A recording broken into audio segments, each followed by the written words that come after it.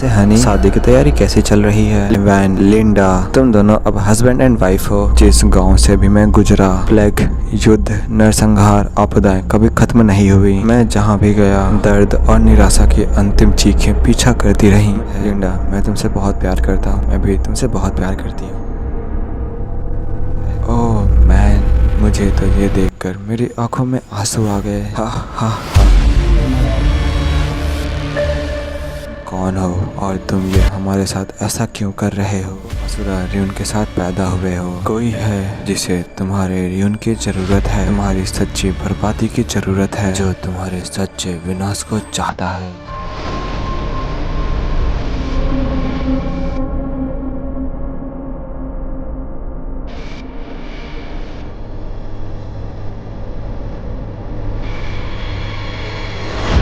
असली ताकत। मैं मानना चाहता था कि सब कुछ एक ही रियून की वजह से नहीं था, लेकिन तुम कह रहे हो कि शुरू से ही कोई रास्ता नहीं था। अंत में मेरा अस्तित्व ही केवल बर्बादी और मौत लाया। इस क्षण से मैं पैदा हुआ, तब से ही इस शापित भाग्य से बचने का कोई रास्ता नहीं था। अगर मैंने भाग्य को थोड़ा पहले स्वीकार कर लिया होता, क्या चाचा, चाची और लिंडा जीवित रहते? सिर्फ एक बार मैंने सोचा यह अलग हो सकता है कि शायद मैं एक नॉर्मल लाइफ जी सकता हूँ।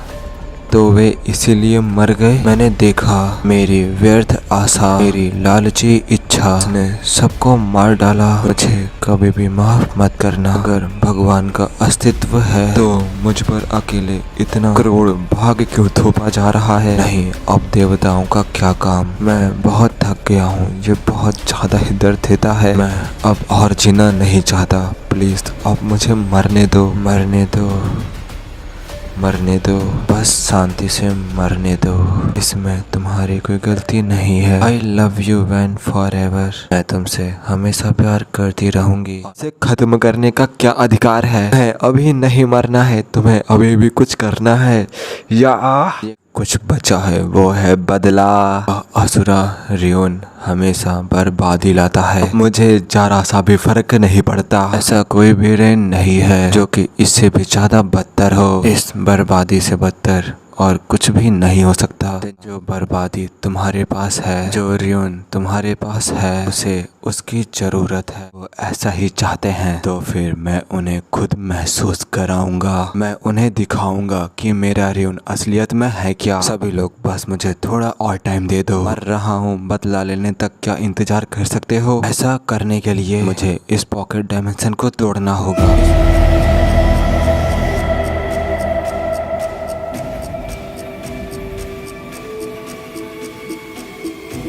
क्या मेरा सपना? सबसे पहले तो मैं तुमसे शादी करूंगी और फिर तुम्हारी वाइफ बनूंगी, और जो मेरे पेरेंट्स होंगे वो तुम्हारे इन लॉस बन जाएंगे, और फिर उसके बाद ना बहुत कम ना बहुत ज्यादा एक बेटा और एक बेटी, और एक घर जहाँ तुम हमेशा मुस्कुराते हुए वापस आओगे, एक फैमिली फ्रेंड जो कि तुम्हें सेफ रखेगा। यही मेरा सपना है। बर्बादी की असली ताकत आखिरकार निकलने ही लगी।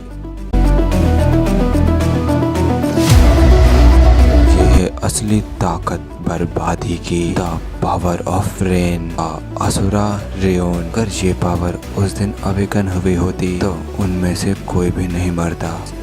मैंने सही कहा ना? हा हा।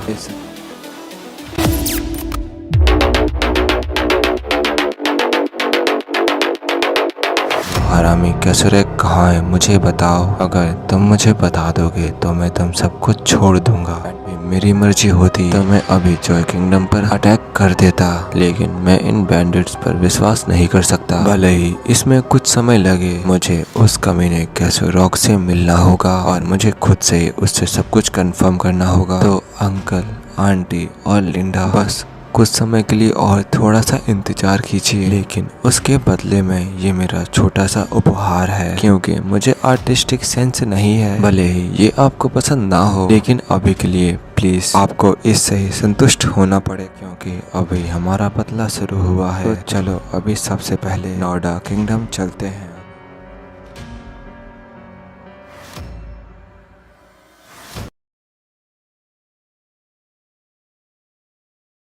क्राफ्ट एक पवित्र शक्ति जो मानव जाति की शुरुआत से ही अस्तित्व में है और ऐसे चुने हुए लोग जो कि क्राफ्ट की शक्ति के साथ पैदा हुए अलौकिक शक्ति से प्राकृतिक व्यवस्था को चुनौती दी और सभी चीजों में राजाओं के रूप में राज्य किया। उनके शासन में प्राचीन लोग क्राफ्ट की देवताओं द्वारा दिए गए आशीर्वाद के रूप में प्रशंसा की और इसे एक चमत्कार के रूप में स्वीकार किया। हालांकि अनगिनत र्यून्स के बीच केवल एक ही था, एकमात्र र्यून जिसे अभिशाप के रूप में निंदित किया गया, द असुरा र्यून। और इतना बताने के बाद हमारी स्टोरी यहीं पर स्टार्ट होती है। इस स्टोरी के स्टार्टिंग में एक लड़का कुछ लोगों से बचते हुए भाग रहा होता है और उसी समय बहुत सारे लोग हथियारों के साथ में उस लड़के को भगा रहे होते हैं। वो लोग कहते हैं दोबारा अपना फेस यहाँ मत दिखाना, कभी यहाँ से भाग जा शैतान। लेकिन इस समय जब वो लड़का था वो भी वहाँ पर नहीं रुकता है, वो भी बस भागता हुआ आगे जाता ही रहता है। दोबारा से हमें बताया जाता है प्राचीन काल से जो लोग भी इस र्यून के साथ पैदा हुए, यानी कि जो लोग भी असुरा र्यून के साथ पैदा हुए, वो बिना हार के बर्बादी ला सकते हैं। और इस समय जो अपना MC था वो जमीन पर गिर चुका था। जब वो अपने सामने देखता है तो पाता है कुछ लोग उसके ही तरफ आ रहे थे और आते हुए कहते हैं क्या वो इंसान है? हे भगवान, वो तो खून से लथपथ है, हमें सबसे पहले इसके खून को रोकना होगा। हनी, लिंडा, जल्दी से क्राफ्ट का यूज करो। लेकिन इस समय अपना MC पूरी तरीके से बेहोश हो चुका था और अब हमें 7 साल बाद का सीन दिखाया जाता है। 7 साल बाद हमें एक विलेज का सीन दिखाया जाता है जहाँ पर कोई कह रहा था, नहीं हमने तुम्हें बताया ना कि हमें कुछ भी नहीं पता है, आखिर असुरा र्यून इस जगह पर क्यों होगा? तुमने इस गाँव की हर झोपड़ी को ढूंढ डाला है, तो अब चले जाओ इस विलेज से। सामने वाले आदमी कहता है हाँ ठीक है हम लोग जा रहे हैं। और सही में तुम बूढ़े लोग बहुत ज्यादा ही जोर से बोलते हो। और अब वो दोनों लोग किसी और जगह पर पहुंच चुके होते हैं और किसी आदमी से कह रहे होते हैं हम लोग अपने आसपास कुछ भी नहीं ढूंढ पाए। वो लोग कह रहे थे कि इस पूरे रीजन में कोई भी र्यूनकास्टर नहीं है। सामने वाला आदमी कहता है जरा तुम मेरे पास 1 सेकंड के लिए आ सकते हो? सामने वाला आदमी कहता है सॉरी, क्या आप मुझे बुला रहे हो? लेकिन वैसे ही वो आदमी बहुत जोरों से चिल्लाने लगता है। जिसने इस आदमी को मारा होता है वो कहता है कोई भी तरीका नहीं है कि तुम जैसे लोग एक भी क्राफ्ट को ढूंढ सकें, लेकिन मैं उसे स्मेल कर सकता हूँ, र्यून की दुर्गंध को। दोबारा से यहीं पे सीन कट होता है। हमें एक दूसरी जगह का सीन दिखाया जाता है जहाँ पर कोई कह रहा होता है वैन, लिंडा वो लोग चले गए, अब तुम लोग बाहर आ सकते हो। लिंडा रैन बाहर निकलते हुए कहते हैं कितनी फ्रेश एयर है। उनके सामने वाला आदमी कहता है मुझे माफ करना, मेरी वजह से वो अजीब लोग फिर से आ गए। बच्चे, यहाँ किसी को इसकी परवाह नहीं है और जरा तुम दोनों को देखो तो तुम दोनों कैसे ही मिट्टी से गंदे हो चुके हो। लिंडा की मदर कहती है जरा सोचो तो, तुम दोनों हमेशा ही यहीं छुपते हो क्यों, है ना? लिंडा कहती है वैन को ये जगह पसंद है। वैन कहता है वैसे ये वो जगह है जहाँ पर आप लोगों ने मुझे बचाया था 7 साल पहले, तो इसीलिए ये मेरी खास जगह है जिससे कि मैं बहुत पसंद करता हूँ इस पूरे विलेज में। देन वैसे ये तीनों लोग आपस में खेलने लगते हैं। देन वैसे लिंडा के फादर कहते हैं हाँ वैसे हनी शादी की तैयारी कैसी चल रही है? लिंडा की मदर कहती हैं सब कुछ तैयार हो चुका है, जैसे ही सूरज ढल जाएगा वैसे ही हम तैयारी स्टार्ट कर देंगे। लिंडा के फादर कहते हैं बहुत अच्छी बात है, अब मैं बिल्कुल वेट नहीं कर सकता। और अब ऐसे ही सूरज ढल जाता है और शाम हो जाती है। इस समय सभी विलेज के लोग बाहर आ चुके थे और अब शायद वेडिंग स्टार्ट हो चुकी थी। वैसे ही वहाँ पर कोई कहता है वैन, लिंडा तुम दोनों अब हस्बैंड एंड वाइफ हो, अपनी प्रतिज्ञाओं के बारे में सबसे कुछ शब्द कहें। लिंडा कहती है मैं इसे सुखाकर खुश कर दूंगी जिससे कि ये कभी नहीं रोएगा, बस इतना ही। लेकिन वैसे ही वैन कहता है सबसे पहले मुझे माफ करना कि मैंने फिर से आज सबको मेरी वजह से मुश्किल में आना पड़ा। उन सबसे ये कहने के बाद वैन अपने मन में कहता है जिस गांव से भी मैं गुजरा, प्लेग, युद्ध, नरसंहार, आपदाएं कभी खत्म नहीं हुई। मैं जहाँ भी गया दर्द और निराशा की अंतिम चीखें पीछा करती रही। मैं कहीं भी बस नहीं सकता था। अगर 7 साल पहले आप लोगों ने मुझे नहीं लिया होता, मैं पहले ही मर चुका होता। तो मैं अभी भी वास्तव में नहीं जानता अगर मेरे जैसे किसी असुरा र्यून वाले व्यक्ति का यहाँ रहना ठीक है या नहीं। और जब वो ऐसे कह रहा था वैसे ही वो एक तरफ देखने लगता है। लेकिन वैसे ही लिंडा का जोरों का पंच आकर के इनके चेहरे पर जोरों से पड़ता है। मारने के बाद लिंडा कहती है अगर हम लोग इससे डरते तो हम कभी भी तुम्हें नहीं बचाते। वैन, जब हम तुमसे पहली बार 7 साल पहले मिले ये कहना झूठ होगा कि हम चिंतित नहीं थे, लेकिन जब उसके बाद गांव में वास्तविक संकट आया तब तुमने हम सभी को बचाया। तो इसीलिए हमने डिसाइड किया अब हम और भी चिंता नहीं करेंगे और अगर दूसरी मुसीबतें भी आती हैं तो हम उस दिन की तरह आने वाली सभी मुसीबतों से भी लड़ लेंगे साथ में। सभी गाँव वाले भी हंसते हुए चिल्लाते हुए कहते हैं वैन ये सही कह रही है, हम लोग तुम्हें अपनी पूरी लाइफ तक प्रोटेक्ट करेंगे। लेकिन वैसे वैन तो बहुत सॉफ्ट है, वो लिंडा को आखिरकार कैसे ही हैंडल करेगा। लिंडा की मदर पास आते हुए कहती है चलो ठीक है, वैसे क्या अब हम लोग वेडिंग को यहीं पे फिनिश कर सकते हैं। देन वैसे ही वैन लिंडा से कहता है लिंडा मैं तुमसे बहुत प्यार करता हूँ। लिंडा भी कहती है मैं भी तुमसे बहुत प्यार करती हूँ। ये कहने के बाद दोनों लोग ही एक दूसरे के लिप टू लिप किस करने लगते हैं। लेकिन वैसे ही वहाँ कोई आ जाता है, इस सीन को देखते हुए कहता है ओह मैन,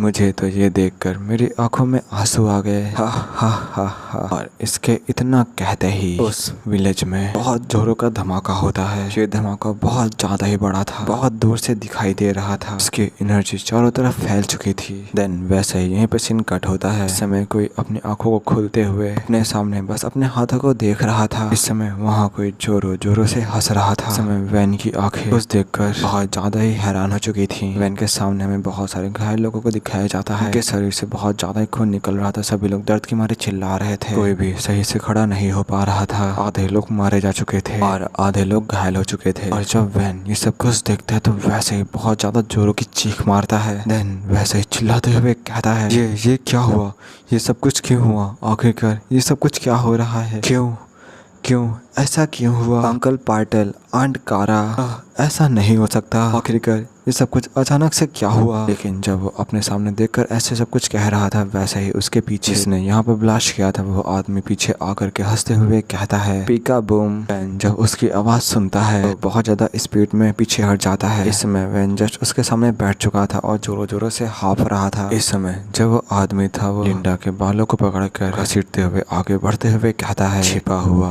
छिपा हुआ तुम्हारा असुरा रियोन दिख सकता है, सभी छुपे हुए हैं, इसीलिए मैं यहाँ आया हूँ। वैन कहता है तुम कौन हो और तुम ये हमारे साथ ऐसा क्यों कर रहे हो। वो कहता है तुम्हें कुछ भी जानने की जरूरत नहीं है, मुझे तुमसे कुछ काम है। तुम असुरा रियोन के साथ पैदा हुए हो, कोई है जिसे तुम्हारे रियोन की जरूरत है, तुम्हारी सच्ची बर्बादी की जरूरत है, जो तुम्हारे सच्चे विनाश को चाहता है। सबसे पहली बात, बचे हुए लोग एक पेन है, तो इसीलिए मैंने यहाँ के आसपास के सभी गाँवों को मिटा दिया है। वैन कहता है तो क्या मुझे ये कहना चाहिए ये मामला पर्सनल बिल्कुल भी नहीं है। सामने वाला आदमी कहता है मैं तो बस वही कर रहा हूँ जो मुझे करने के लिए कहा गया है, तो मुझसे इतनी नफरत मत करना। ये एक पॉकेट डायमेंशन प्रिजन है, इसे तुम्हारे लिए बनाया गया है उस इंसान द्वारा। वहाँ 1000 साल या 10,000 साल के समय का कोई भी मतलब नहीं है, या ऐसा है वे कहते हैं। वैसे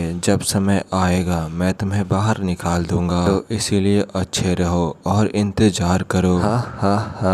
वैसे मुझे नहीं पता कि वो समय कब आएगा। इतना कहते ही जो वैन था उसके चारों तरफ डार्क ग्रीन एनर्जी उसे अपने में घसीटने लगती है, उसे चारों ओर से कवर करने लगती है। और इस समय जो लिंडा थी वो बस वैन को बस देखी जा रही थी, वो कुछ भी नहीं बोल पा रही थी। लेकिन वैसे ही लिंडा कुछ कहती है, कहने की कोशिश करती है लेकिन कुछ कह नहीं पाती। लेकिन इस समय जो वैन था वो किसी चीज के अंदर घसीटा जा रहा था। बस उसका एक हाथ और उसकी एक आंख दिखाई दे रही थी, उसका पूरा शरीर उस पॉकेट डायमेंशन से कवर हो चुका था। बस उसकी आंखों में आंसू दिखाई दे रहे थे, लेकिन वो इस समय कुछ भी नहीं कर सकता था। देन वो पॉकेट डायमेंशन वैन को पूरे तरीके से अपने अंदर ले लेता है और अभी भी वो पॉकेट डायमेंशन बहुत ज्यादा ही ग्रीन कलर एनर्जी निकाल रहा था। और अब इसी के साथ में यहीं पे सीन कट हो जाता है। हमें उस पॉकेट डायमेंशन के अंदर का सीन दिखाया जाता है। पत्थर के ऊपर वैन लेटा हुआ पड़ा होता है। वैन वैसे ही कहता है बर्बादी की असली ताकत। मैं मानना चाहता था कि सब कुछ एक ही रियोन की वजह से नहीं था, लेकिन तुम कह रहे हो कि शुरू से ही कोई रास्ता नहीं था। अंत में मेरा अस्तित्व ही केवल बर्बादी और मौत लाया। इस क्षण से मैं पैदा हुआ, अब से ही इस शापित भाग्य से बचने का कोई रास्ता नहीं था। अगर मैंने भाग्य को थोड़ा पहले स्वीकार कर लिया होता, या चाचा चाची और लिंडा जीवित रहते। सिर्फ एक बार मैंने सोचा यह अलग हो सकता है कि शायद मैं एक नॉर्मल लाइफ जी सकता हूँ। तो वे इसीलिए मर गए। मैंने देखा मेरी व्यर्थ आशा, मेरी लालची इच्छा ने सबको मार डाला। मुझे माफ कर दो, मुझे माफ कर दो, मुझे माफ कर दो। सॉरी, मुझे माफ मत करना, मुझे कभी भी माफ मत करना। अगर भगवान का अस्तित्व है तो मुझ पर अकेले इतना करोड़ भाग्य क्यों थोपा जा रहा है। नहीं, अब देवताओं का क्या काम। मैं बहुत थक गया हूँ, ये बहुत ज्यादा ही दर्द देता है। मैं अब और जीना नहीं चाहता, प्लीज अब मुझे मरने दो। मरने दो, बस शांति से मरने दो।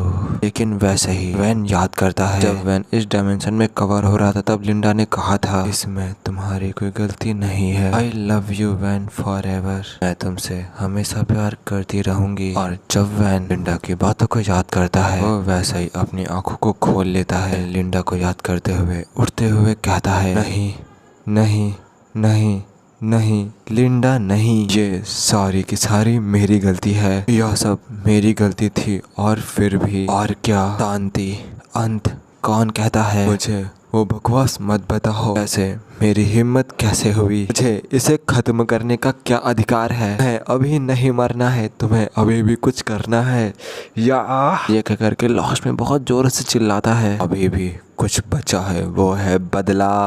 असुरा रियोन हमेशा बर्बादी लाता है, मुझे जरा सा भी फर्क नहीं पड़ता। ऐसा कोई भी रेन नहीं है जो कि इससे भी ज्यादा बदतर हो। इस बर्बादी से बदतर और कुछ भी नहीं हो सकता। देन ये कहने के बाद उस आदमी की बात को याद करता है जब वो आदमी कह रहा था जो बर्बादी तुम्हारे पास है, जो रियोन तुम्हारे पास है, उसे उसकी जरूरत है। उस आदमी की बातें सोचने के बाद वैन कहता है अगर वो ऐसा ही चाहते हैं तो फिर मैं उन्हें खुद महसूस कराऊंगा, मैं उन्हें दिखाऊंगा कि मेरा रियोन असलियत में है क्या। सभी लोग बस मुझे थोड़ा और टाइम दे दो, मर रहा हूँ, बदला लेने तक क्या इंतजार कर सकते हो? ऐसा करने के लिए मुझे इस पॉकेट डायमेंशन को तोड़ना होगा। इस समय वहाँ पर बहुत सारे अजीब टाइप के क्रिएचर्स वैन की तरफ आगे बढ़ने लगे थे और वैन की तरफ आते हुए कह रहे थे ये सब कुछ बस तुम्हारी वजह से हुआ है, तुम्हें मर जाना चाहिए। वैन कहता है भले ही मुझे यहाँ से निकलने में चाहे 1000 या फिर 10,000 साल क्यों ना लगे, लेकिन मैं अपना बदला लेकर रहूंगा। मैं कसम खाता हूँ मैं ये बदला लेकर रहूंगा। और अब इसी के साथ समय आगे बढ़ता जाता है, समय बीतता जाता है। 200 ईयर्स, 400 ईयर्स, 600 ईयर्स, 200 साल, 400 साल, 600 साल, ऐसे ही साल बीतते जाते हैं। और अब हमें 600 साल बाद का सीन दिखाया जाता है। समय अपना असुरा रेन क्रिएचर के सामने खड़ा हुआ था। वैसे ही कहता है वो लड़का जो असुरा के रास्ते पर चल रहा है वो बर्बादी के अंदर नाच रहा है, लेकिन फिर भी वो अभी भी नहीं जानता था छिपी हुई असली शक्ति जो कि छिपी हुई है द असुरा रियोन के अंदर। साल 999 से पहले निराशा की सतह पर खून से लथपथ ना खत्म होने वाली पीड़ा, उस पर विपत्ति आई, फिर भी उसके हृदय में प्रतिशोध की आग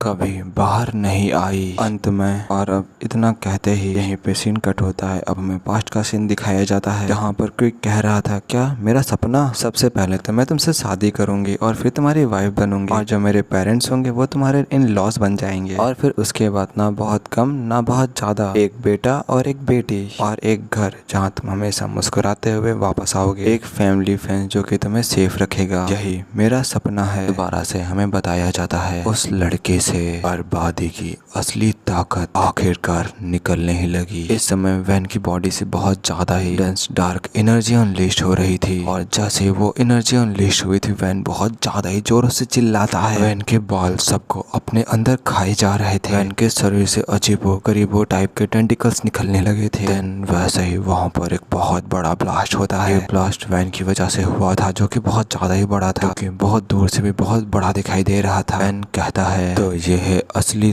ताकत बर्बादी की, द पावर ऑफ रेन।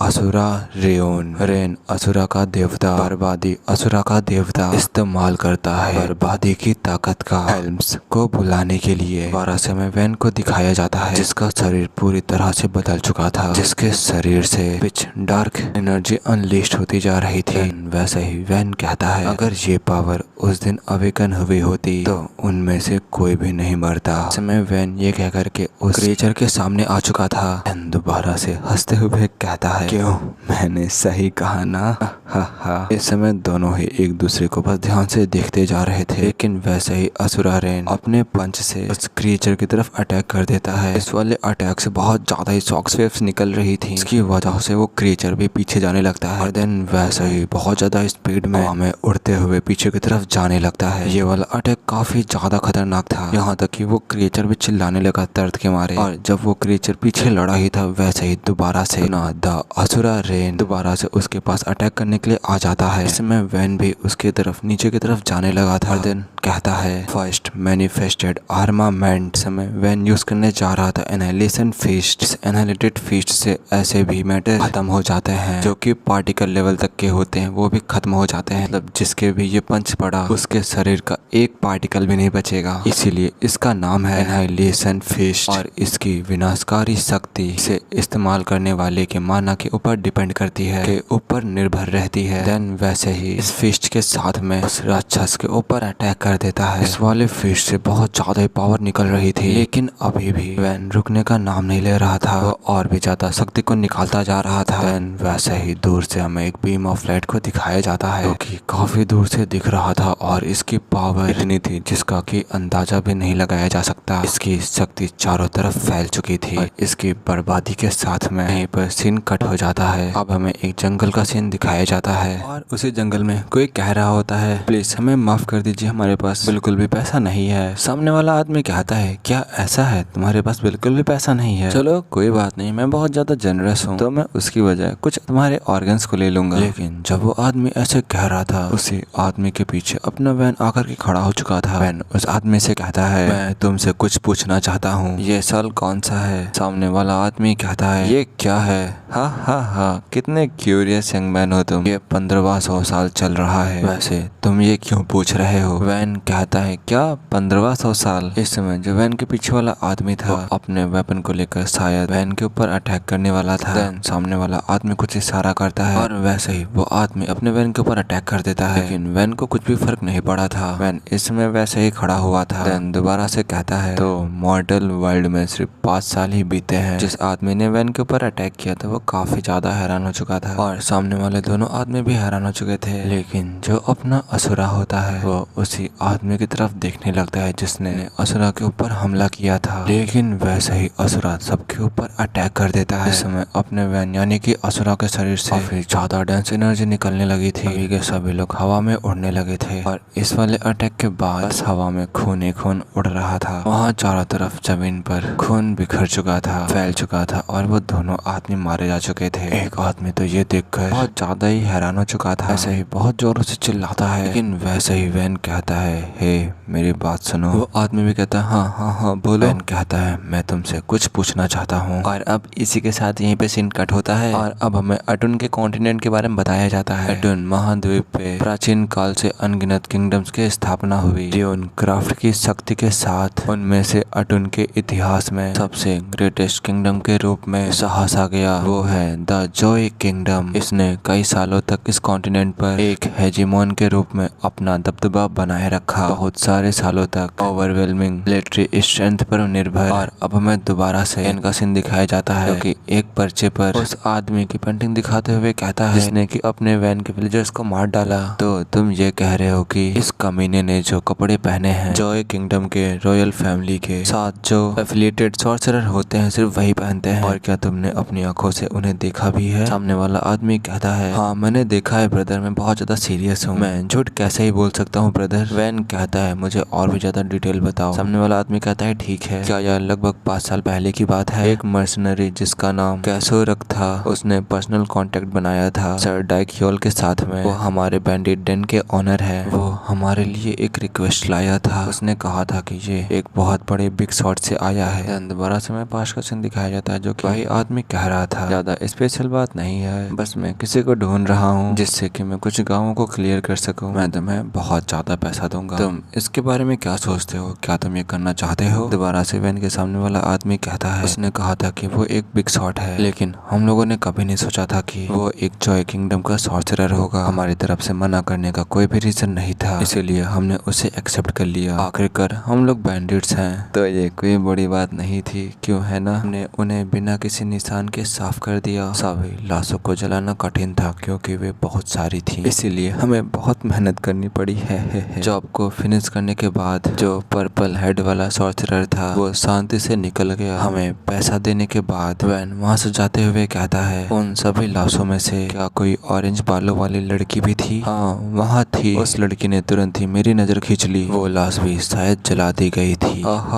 वैसे उसका चेहरा काफी सुंदर था, इसीलिए यह शर्म की बात थी। अगर उसे एक गुलाम के रूप में बेचा जाता तो उसे बहुत ऊंची कीमत मिलती। और जब वैन ये सुनता है तो वैसे ही वो अंकल, आंटी और लिंडा को याद करता है। देन वैसे उस आदमी की तरफ अपने मुक्के से अटैक करते हुए कहता है, आखिरकार तुम्हें इसके बारे में कैसे पता। लेकिन यहीं पे सीन कट हो जाता है। अब हमें डाइग्यूल माउंटेन हाइड आउट का सीन दिखाया जाता है। वहीं पर कोई आदमी कह रहा था, अगर तुम अपने घुटने नहीं कटवाना चाहते तो जल्दी जल्दी मूव करो। दूसरा आदमी कहता है, ये बच्चे बिल्कुल नए हैं, ये बहुत ज्यादा विद्रोह भी कर रहे हैं, साले कचड़े हैं कचड़े। वहाँ तीसरा आदमी कहता है, ये जितने ज्यादा जीवंत होंगे ये उतने ज्यादा महंगे बिकेंगे। हे।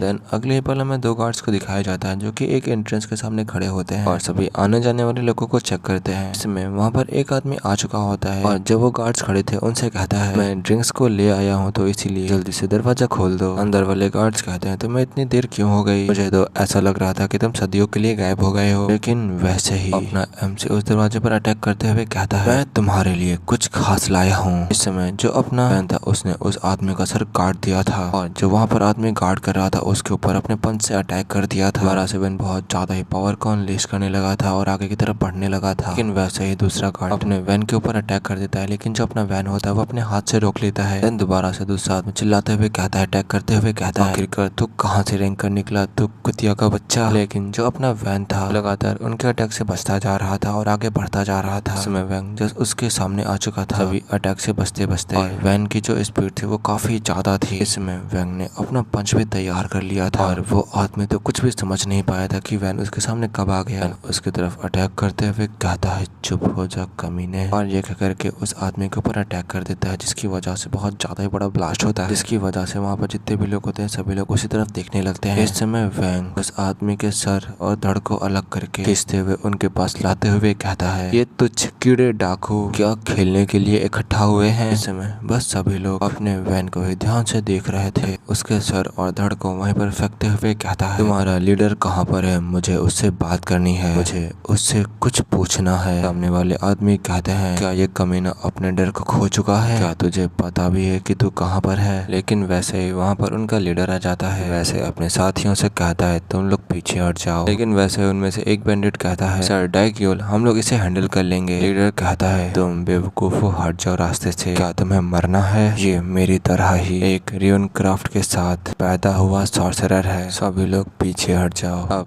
तुम मुझसे क्या चाहते हो यंग सॉर्सरर। और अब हमें इस आदमी के बारे में बताया जाता है, ये डाइग्यूल है, डाइग्यूल माउंटेन हाइड आउट का ऑनर। असुरा डाइग्यूल से कहता है, 5 साल पहले क्या तुम्हारे पास जॉय किंगडम से एक सॉर्सरर आया था एक जॉब के लिए, एक मर्सनरी जिसका नाम कैसो रेक था, उसने ही मीटिंग को अरेंज किया था। ओह, तुमने मेरे बच्चों से इतना कुछ जान लिया, तो तुम क्या चाहते हो। असुरा कहता है, वो हरामी कैसुरेक कहाँ है मुझे बताओ, अगर तुम मुझे बता दोगे तो मैं तुम सब कुछ छोड़ दूंगा। बैंडिट लीडर कहता है, हो मैं तुम्हें जरूर बताऊंगा, मैं बताऊंगा, लेकिन तुम्हारी लाश से। ये कहकर के अपने हाथों में एनर्जी गैदर करता है, वैसा ही अपने असुरा वैन के चेहरे पे मार देता है, की वजह से काफी एनर्जी अनलिस्ट होने लगी थी। लेकिन असुरा है, लेकिन वैन उससे बिल्कुल भी नहीं डरा था। इस समय वैन अभी भी वहीं पे खड़ा हुआ था और ये वाला अटैक काफी ज्यादा खतरनाक था और ज्यादा प्रेशर इस वाले अटैक से निकल रहा था। जब ये वाला अटैक वैन के हिट हुआ था, सही वैन इस एनर्जी के साथ में पीछे जाने लगता है बहुत ज्यादा स्पीड में। देन इस अटैक को करने के बाद बैंडिट लीडर कहता है, अगर तुम झूठ बोल रहे हो कि तुम हमें छोड़ दोगे तो क्या तुम्हें उस मैजिक पावर को नहीं छिपाना चाहिए जिससे कि सबसे पहले किलिंग इंटेंट निकल रहा है। सबसे पहले तुम्हें उसे छिपाना चाहिए, फिर हमसे वो पूछना चाहिए, आज तुम यहाँ मारे जाओगे। और शायद इस इंसान के पास ब्लेड रियोन होता है, ये तुम्हारी इंटायर बॉडी को शार्प हार्ड प्लेट से भर देती है। देन दोबारा से हमें हमारे वैन को दिखाया जाता है कि इस समय सब कुछ तोड़ फाड़ के नीचे गिरा हुआ पड़ा था। लेकिन वैसे ही लेटे लेटे कहता है, हाँ जैसा कि मैंने सोचा था, ये बातचीत से तो नहीं सुलझने वाला। क्यों,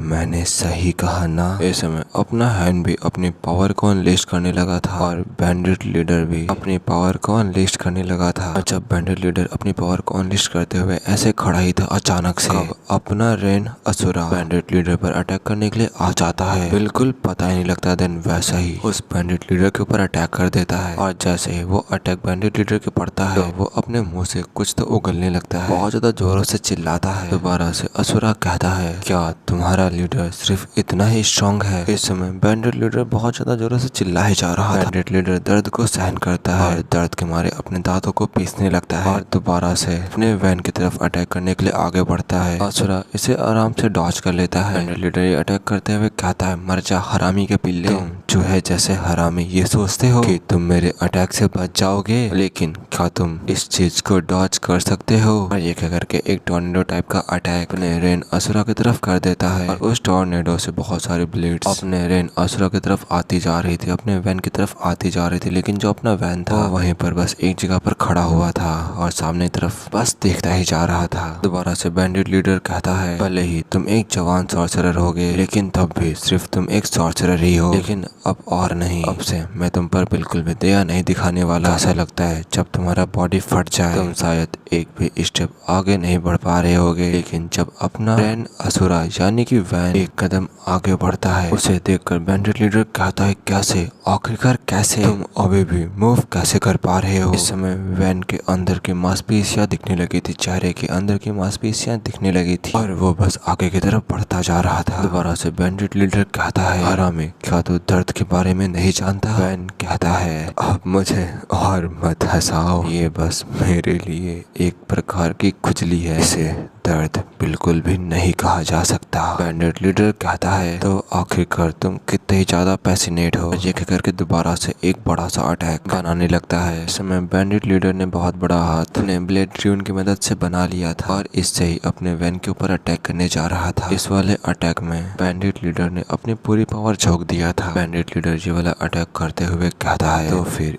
इसके बारे में तुम्हारा क्या ख्याल है? वैन आगे बढ़ते हुए अपने मन में कहता है, सबसे अच्छा ये है कि मेरी स्किन पूरी तरह से मेरी बॉडी से छिलने के बाद भी मैं अभी भी जिंदा हूँ, केवल मुझे अपने नर्व्स को काटने की जरूरत है। दर्द का ये लेवल बहुत उथला है, ये दर्द तो कुछ भी नहीं है, लेकिन जिस दर्द के कीचड़ में मैं गिरा था वो ये बिल्कुल भी नहीं है। ये सब सोचने के बाद अपना पंच उसके अटैक से क्लैश करा देता है। इसमें वैन ने अपने फिस्ट से उसके ऊपर अटैक कर दिया था। उसके अटैक के ऊपर अटैक करने के कुछ देर बाद बहुत ज्यादा ही प्रेशर अनलेश होता है, उसकी सारी ब्लेड्स टूटने लगती हैं धीरे धीरे करके। और जो बैंडिट लीडर था वो कुछ देखकर तो हैरान हो चुका था, उसे कुछ देखकर अपनी आंखों में विश्वास नहीं हो रहा था। लेकिन वैसे ही उस बैंडिट लीडर का भी सर उसके धड़ से अलग हो जाता है, उसके सर का नामो निशान मिट जाता है और वो बस खड़ा का खड़ा रह जाता है। लेकिन इस वाले अटैक से इतनी ज्यादा पावर निकली थी वैन के इस अटैक से, एक बहुत ज्यादा एनर्जी से भरी हुई लाइट सामने की तरफ बहुत दूर तक सब कुछ नष्ट करते हुए जाने लगती है। दूर से देखने पर यह अटैक काफी ज्यादा बड़ा दिखाई दे रहा था। इस अटैक की पावर काफी ज्यादा खतरनाक थी। लेकिन दोबारा से हमें अपने वैन के पैरों को दिखाया जाता है जो कि बस इस समय आसमान की तरफ देख रहा था। लेकिन वैसे ही वहाँ बचे हुए लोगों से कहता है, तो अब क्या हम वहीं से शुरू करें जहाँ हमने पहले छोड़ा था? लेकिन उन लोगों ने जो अपनी आंखों से देखा था वो देखकर उनकी तो हवा टाइट हो चुकी थी। वो लोग तो अपने वैन से लड़ने के बारे में सपने में भी नहीं सोच सकते थे। और ऐसे ही फाइट करते करते सुबह हो चुकी थी, सूरज उग चुका था और अब सूरज की किरणें वहाँ पर पड़ी हुई लाशों के ऊपर पड़ रही थी। वहाँ पर अपने वैन ने बहुत सारे लोगों को मार दिया होता है, बस चारों तरफ खून ही खून बह रहा होता है। देन वहीं पर हमें एक आदमी को दिखाया जाता है जो कि खून की उल्टियाँ कर रहा होता है। अपना वैन उस आदमी से कहता है, तो क्या वो हरामी जिसका नाम कैसोरोक है, क्या वो अभी नॉर्डिया किंगडम में है? सामने वाला आदमी कहता है, हाँ मैं श्योर हूँ वो वहीं पर है। वैन कहता है, ठीक है। सामने वाला आदमी पसीनों को बहाते हुए कहता है घबराहट में, एक्सक्यूज मी, जैसा कि आपने कहा था क्या आप मुझे छोड़ देंगे? वैन कहता है, क्या मैंने प्रॉमिस किया था? सामने वाला आदमी कहता है, हाँ आपने जरूर कहा था। वैन हंसते हुए कहता है, हाँ हाँ हाँ वो तो एक मजाक था, वो तो एक मजाक था। सामने वाला आदमी भी हंसते हुए कहता है, हाँ हाँ हाँ ठीक है। लेकिन इस समय ये आदमी बहुत ज्यादा डरा हुआ था। लेकिन जब वो हंस रहा था वैसे ही वैन का एक थप्पड़ आकर के इस आदमी के फेस पर लगता है, जिसकी वजह से इस आदमी की शकल ही टेढ़ी हो जाती है, पूरा शकल का हुलिया ही बिगड़ जाता है। उसे भी मारने के बाद कहता है, तुमको छोड़ना वो तो एक मजाक था, कमीना तू हंस किस बात पर रहा था? अगर अभी मेरी मर्जी होती तो मैं अभी जॉय किंगडम पर अटैक कर देता, लेकिन मैं इन बैंडिट्स पर विश्वास नहीं कर सकता। भले ही इसमें कुछ समय लगे, मुझे उस कमीने कैसोरोक से मिलना होगा और मुझे खुद से उससे सब कुछ कंफर्म करना होगा। तो अंकल, आंटी और लिंडा बस कुछ समय के लिए और थोड़ा सा इंतजार कीजिए, लेकिन उसके बदले में ये मेरा छोटा सा उपहार है, क्योंकि मुझे आर्टिस्टिक सेंस नहीं है। भले ही ये आपको पसंद ना हो, लेकिन अभी के लिए प्लीज आपको इससे ही संतुष्ट होना पड़ेगा। इस समय अपने वैन ने सभी लाशों को एक जगह इकट्ठा कर लिया था और उन सभी लाशों से एक स्टैचू बना दिया था, और शायद अब इस स्टैचू को वैन जलाने जा रहा था। जस्ट लाइक अ रावण, वैन कहता है, क्योंकि हमारा बदला अभी शुरू हुआ है। और ये कहकर के वैसे ही तो उसके हाथ में आग होती है, वो उस स्टैचू की तरफ फेंक देता है, और फेंकने के बाद वहाँ से आगे की तरफ चलने लगता है और दोबारा से कहता है, क्योंकि अभी हमारा बदला शुरू हुआ है, तो चलो अभी सबसे पहले नोएडा किंगडम चलते हैं। अब यहीं पे सीन कट होता है। अब हमें नोएडा किंगडम के गिल्ड स्ट्रीट्स का सीन दिखाया जाता है, जहाँ पर काफी लोग चल रहे होते हैं, अपने काम से आ जा रहे होते हैं। लेकिन वहीं किसी एक जगह पर एक आदमी ने किसी के चेहरे पर बहुत जोर का पंच मार दिया होता है, जिससे कि उस आदमी की हालत बहुत ज्यादा ही खराब हो जाती है और चिल्लाने लगता है। मुझे नहीं पता उस अन्ना डल्टन को पता होगा। वैन कहता है, देखो इसीलिए मैं कह रहा था, चलो शुरुआत से बात करते हैं। वैसे इस इन्फॉर्मेशन के लिए थैंक्स। मैं वैन ने अकेले ही वहाँ पर बहुत सारे लोगों को घायल कर दिया होता है, सबके सब जमीन पर पड़े होते हैं। जाते हुए अपने मन में कहता है, मुझे मेरी अगली बातचीत के लिए मुझे पता लगाना होगा कि वो वुमेन आखिरकार रहती कहाँ है। ऐसी सिचुएशन में हम एक पल भी देर नहीं कर सकते, क्योंकि इस बात की कोई गारंटी नहीं है कि कल जैसा कुछ दोबारा नहीं होगा। एक दिन पहले जो मेरी मैजिक पावर थी, मेरी जादुई शक्ति पागलों की तरह बेकाबू हो रही थी। हालांकि जब मैं लॉक्ड था तब मुझे कुछ नहीं हुआ था, लेकिन जो जादुई शक्ति है एक अज्ञात कण है जिसे नंगी आंखों से नहीं देखा जा सकता, लेकिन ये पूरे ब्रह्मांड में फैला हुआ है। एक व्यक्ति जो अपने शरीर के भीतर हवा में तैरती इस मैजिक पावर, इस जादुई शक्ति को इकट्ठा करता है और संचित जादुई शक्ति के माध्यम से रेनक्राफ्ट की क्षमता को प्राप्त करता है, और वे लोग कहलाते हैं द सॉर्सरर्स। अगर दूसरे शब्दों में कहा जाए, जो सॉर्सरर्स की बॉडी होती है वो एक वेसल होती है जो कि मैजिक पावर को होल्ड करती है, और अगर जादुई शक्ति सॉर्सरर की बॉडी में बेकाबू हो जाती है। और अब हमें एक दिन पहले का सीन दिखाया जाता है, जहाँ पर वैन बहुत ज्यादा दर्द में चिल्लाते हुए कहता है, अगर ऐसे ही चलता रहा तो मैजिक पावर की वजह से जो मेरी बॉडी होगी वो फट जाएगी। मुझे जल्द से जल्द अपनी मैजिक पावर को सील करना होगा। इस समय वैन की बॉडी से बहुत ज्यादा मैजिक पावर निकलती जा रही थी, जिसे कि अपना वैन उसे कंट्रोल भी नहीं कर पा रहा था। लेकिन फिर टाइम के साथ धीरे धीरे वो मैजिक पावर गायब होने लगती है, और फिर लास्ट में आखिरकार वैन उस पावर को कंट्रोल कर ही लेता है। कंट्रोल करने के बाद कहता है, हाँ मैं लगभग मरते मरते बचा। अब भजन का सीन दिखाया जाता है। आगे बढ़ते हुए अपने मन में कहता है, क्योंकि मैंने अपने ज्यादातर मैजिक को सील कर लिया है तो अब मैं बस छोटे से अमाउंट को यूज कर सकता हूँ, और अगर मैं अपनी मैजिक पावर का सही दुरुपयोग करना जारी रखा तो ये सिर्फ मेरे बाल जलने के साथ समाप्त नहीं होगा। सील्ड मैजिक पावर का पूरी तरह से इस्तेमाल करने के लिए मुझे ये पता लगाना होगा कि वो उत्पाद कैसे हुआ था, मेरी बॉडी से इतनी ज्यादा एनर्जी कैसे निकलने लगी थी, मेरी बॉडी फटने वाली क्यों थी। मुझे सबसे पहले इसका पता लगाना होगा, लेकिन तब तक मेरे पास छोटे से अमाउंट के साथ मैजिक पावर से काम चलाना होगा। और जब वैन ये सब कुछ सोचते सोचते आगे जा रहा था, तो वैन के रास्ते में वैन के सामने एक काफी लंबा चौड़ा इंसान आकर के खड़ा हो चुका था। वैन उससे कहता है, क्या तुम आगे से हट सकते हो, मैं आगे नहीं जा पा रहा हूँ। वो कहता है, मैडम अन्ना डल्टन करेंटली इस जगह का यूज कर रही हैं, तो इसीलिए वापस चले जाओ। वैन कहता है, क्या ऐसा है, तुम्हें तो मुझे इसके बारे में पहले बताना चाहिए था। मैंने सही जगह को ढूंढ लिया है। और इतना कहते ही वैन अपने पंच से उसके चेहरे के ऊपर अटैक कर देता है। इस वाले अटैक से उस आदमी की काफी ज्यादा हवा टाइट हो चुकी थी। इस आदमी को ठिकाने लगाने के बाद आगे जाते हुए कहता है, मुझे माफ कर दो, लेकिन तुम यहीं पर रुको और थोड़ी देर के लिए सो लो। और अब यहीं पर सीन कट होता है। अब हमें अंदर का सीन दिखाया जाता है। मैं अपना वैन 3 लोगों के सामने आकर के खड़ा हो चुका था, और उन तीनों आदमियों के पीछे एक लेडी नहा रही होती है, जो कि वैन से कहती है, आखिरकार तू है कौन? मैंने इन लोगों से कहा था ना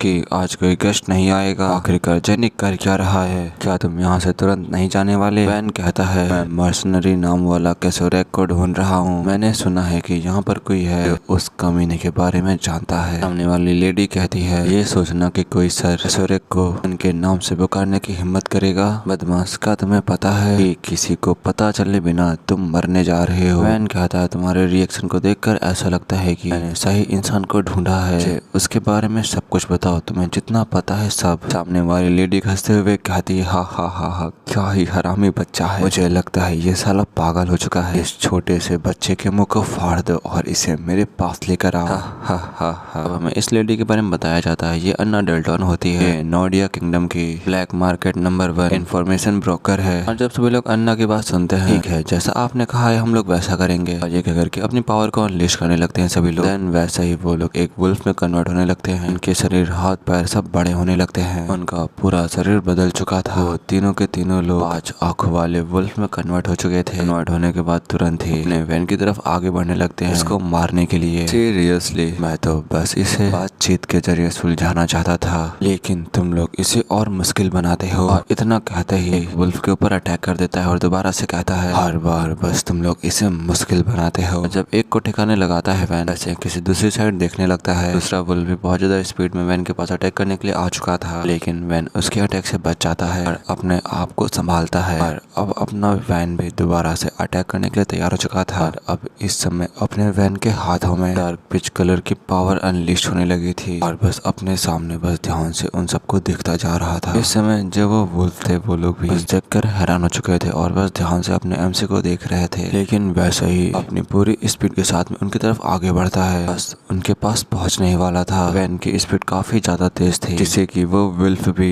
वैन की स्पीड के सामने कुछ भी नहीं कर पा रहे थे। वैन अपने पंच से उनके ऊपर अटैक कर देता है और देन एक बीम ऑफ लाइट उन सबके शरीर को चीरते हुए, उन सबके शरीर से खून को बहाते हुए उन सभी के आर पार होते हुए निकल जाती है और आसमान में समा जाती है। वैन अब शांत हो चुका था और अब आगे की तरफ बढ़ने लगा था। क्या अब तुम मुझसे शांति से बात करना चाहती हो? वो कहती है तो तुम एक सॉर्सरर हो, कोई भी सन ऑफ बीच नहीं, क्यों? लेकिन क्या करें सर, कैसोरिक अब यहाँ नहीं है। वैन कहता है अब और नहीं, मुझे बस तुम ये बताओ वो है कहाँ पर। लेडी कहती है हे पंक, मैं उनमें से एक हूँ जो इन्फॉर्मेशन को बेचती है। जब तक कि तुम मुझे पैसा नहीं देते तब तक कि मैं तुम्हें कुछ भी नहीं बताने वाली। वैन कहता है तुम्हें कितना चाहिए? लेडी कहती है तुम्हारा अचानक से ये रवैया कैसे बदल गया, इतना सेंसिबल एटीट्यूड। वैन कहता है लगता है तुम्हें कुछ गलत फहमी हुई है, मैं हत्यारा नहीं हूँ। वो लोग मेरे पास आ रहे थे मुझे मारने के लिए, इसीलिए मैंने उन्हें मार डाला। अगर तुम मुझे इन्फॉर्मेशन प्रोवाइड करोगी तो मैं तुम्हें अच्छी कीमत दूंगा। लेडी कहती है सर, कैसोरिक के बारे में इन्फॉर्मेशन अगर उनके करंट मूवमेंट को इंक्लूड किया जाए तो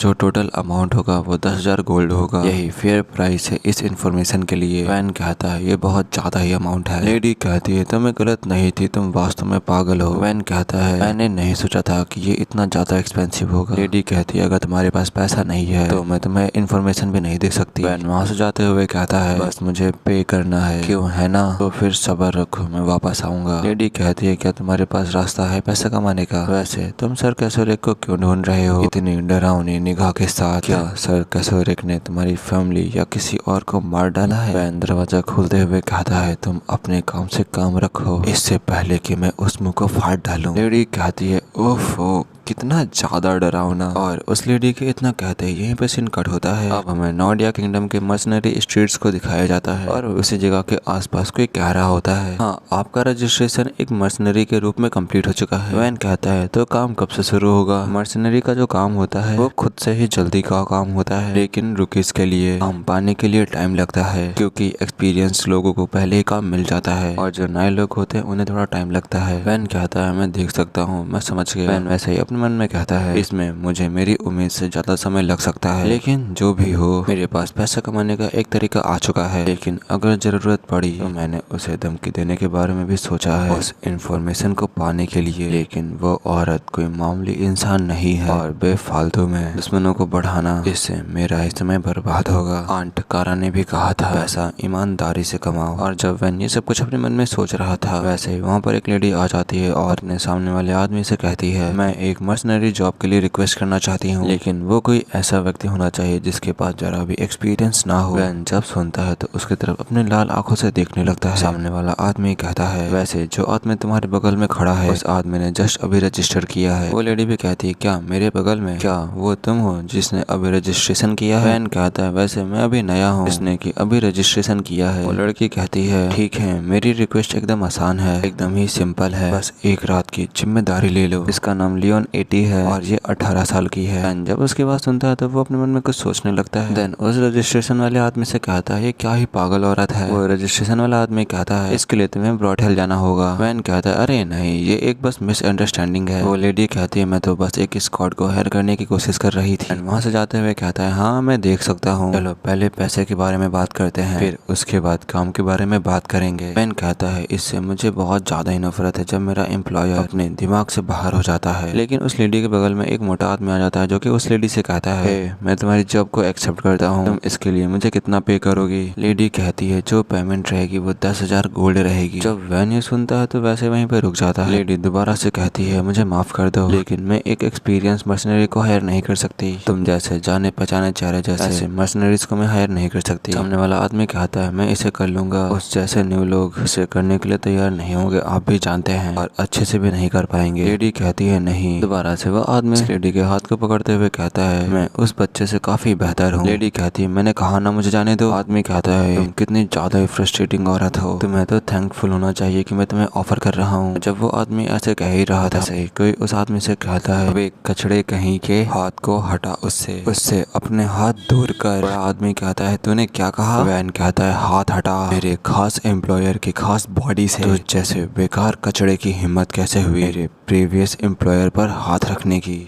और अब यहीं पे सीन कट होता है, हमें एक जंगल का सीन दिखाया जाता है जहाँ पर कुछ चिल्लाते हुए कह रहा था प्लीज मुझे कोई बचा लो, प्लीज कम से कम मेरे बच्चे को तो छोड़ दो। वहाँ पर कोई दूसरा आदमी कहता है ये बस एक किसान का घर है, यहाँ पैसे लायक कुछ भी नहीं है, लेकिन अगर हम ऑर्गन्स को निकालते हैं तो उस चीज का अच्छा खासा मुनाफा मिलना चाहिए, तो अब हमें क्या करना चाहिए। दूसरा आदमी कहता है तुम्हारा जो मन है तुम वो करो, लेकिन इससे भी इम्पोर्टेंट कल का काम है, क्यों है ना, हम लियोन परिवार की एक बेटी को छीन रहे हैं, क्यों है ना। दूसरा आदमी कहता है हाँ आपने सही कहा। पहले वाला आदमी कहता है 3 बेस्ट मैन को चुनो और उन्हें स्टैंड बाय पर रखो एंड इसे लटकाओ और बाहर निकालो। नकाबपोश आदमी कहता है हाँ तो मैं उन्हें तुरंत स्टैंड बाय पर रखता हूँ। पहले वाला आदमी कहता है नहीं, लेकिन जिस आदमी ने न बोला था वैसे ही वो नकाबपोश आदमी को उठा देता है। और देन वो मास्क वाला आदमी कहता है सर मार्केल क्या मैंने कुछ गलत कर दिया। मार्केल कहता है ऐसा नहीं है, बस बात इतनी है कि इनमें से कोई भी इंसान मुझे संतुष्ट नहीं कर पा रहा है, तो अगर हम तुम्हें भी उसी तरह से डिसेक्ट करते हैं और फिर मैं तुम्हें अपने बगल में लटका दूंगा तो ये एकदम ही परफेक्ट होगा।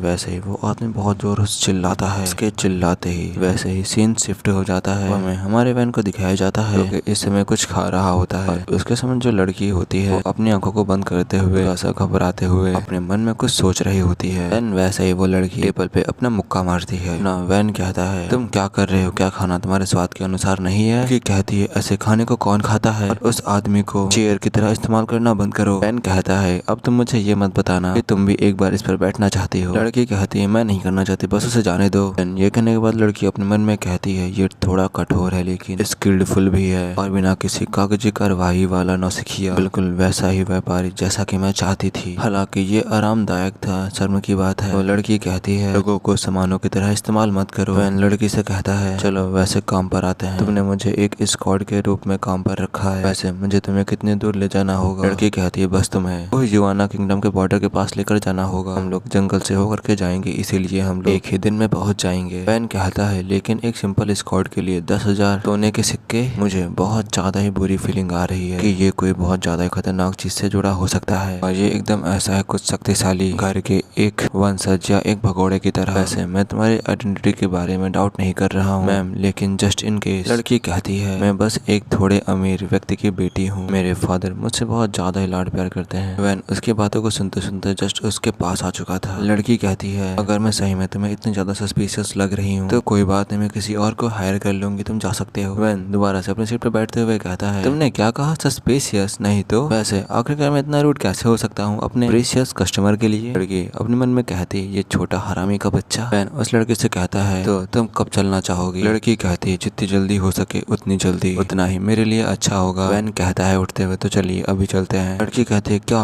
अभी? वैन दोबारा से कहता है मैं बस अपने क्लाइंट का अवेलेबल टाइम वेस्ट नहीं करना चाहता। लड़की भी कहती है हाँ ठीक है। और लड़के के इतना कहते ही यहीं पे सीन कट होता है। अब हमें गैसियोल से माउंटेन का सीन दिखाया जाता है। वहीं पर अपने वैन और वो लड़की पहुंच चुकी होती है और आगे बढ़ रहे होते हैं। लड़की कहती है ऐसा लगता है कि हम लोग आधे रास्ते पहुंच चुके हैं। वैन भी कहता है हाँ हम लोग आधे रास्ते पहुंच चुके हैं। लड़की मन में कहती है अब तक तो सब कुछ ठीक है, अगर सब कुछ ऐसे ही चलता रहा तो हम लोग सेफली अपने जगह पर पहुंच जाएंगे। शायद मुझे एक स्कॉटर को भाड़े पर रखने की जरूरत नहीं थी। जब वो लड़की अपने मन में ये सब कुछ सोच रही थी, वैन उसको रोकते हुए कहता है रुक जाओ। लड़की कहती है क्या कुछ गड़बड़ है? वैन अपनी आंखों को बंद करते हुए अपने मन में कहता है मैं महसूस कर पा रहा हूँ, ये डेफिनेटली माना है। देन अगले ही पल में कुछ लोगों को भागते हुए दिखाया जाता है। वैन दोबारा से अपने मन में कहता है कुछ लोग भागते हुए इधर ही आ रहे हैं। वो लोग 3 है नहीं 4, और उनमें से एक खास तौर पर बहुत ज्यादा ही खतरनाक है। इसका नाम मार्कल है। तो मार्कल सामने की तरफ अटैक करते हुए कहता है झांकना एक बुरी आदत है। और वो वाला अटैक जो था उस मार्कल ने शायद अपने एमसी के ऊपर किया था, जिसे देखकर अपना एमसी भी थोड़ा सा तो हैरान हो चुका था। ये वाले अटैक से बहुत ज्यादा ही पावरफुल एनर्जी निकली थी, लेकिन वैन और वो लड़की रहते ही आगे से हट जाते हैं। मार्कल कहता है ये लियोन फैमिली की डॉटर है, इसे जिंदा पकड़ लो। देन जो मार्कल के साथी होते हैं वो लोग उसको पकड़ने के लिए आगे बढ़ने लगते हैं। लेडी कहती है ये क्या था? वैन कहता है क्या ये सिर्फ एक वार्निंग थी? असली वाला शायद यही है। लेकिन वैसे ही वैन साइड से कुछ महसूस करता है, उसी साइड ध्यान से देखने लगता है। समय 3 असेसिन्स वैन की तरफ अटैक करने के लिए वैन को मारने के लिए आगे बढ़ रहे थे। वैन उनके अटैक्स को ब्लॉक कर लेता है। एक असेसिन उस लड़की को भी मारने के लिए आ चुका था। वैन इस चीज को नोटिस कर लेता है। देन जो 2 असेसिन्स ने वैन पर अटैक किया था, वैन उनको पीछे करके लड़की वाले असेसिन के ऊपर अटैक कर देता है। इसकी वजह से वो असेसिन बहुत तेज चिल्लाता है। एक असेसिन का काम तमाम हो चुका था, अब सिर्फ 2 बाकी थे। वो दोनों दोबारा से अपने वैन के ऊपर अटैक करने के लिए जाने लगे थे, लेकिन वैन लड़की को लेकर के पेड़ के पास पहुंच जाता है। अपने हाथों को छूते हुए कहता है हाँ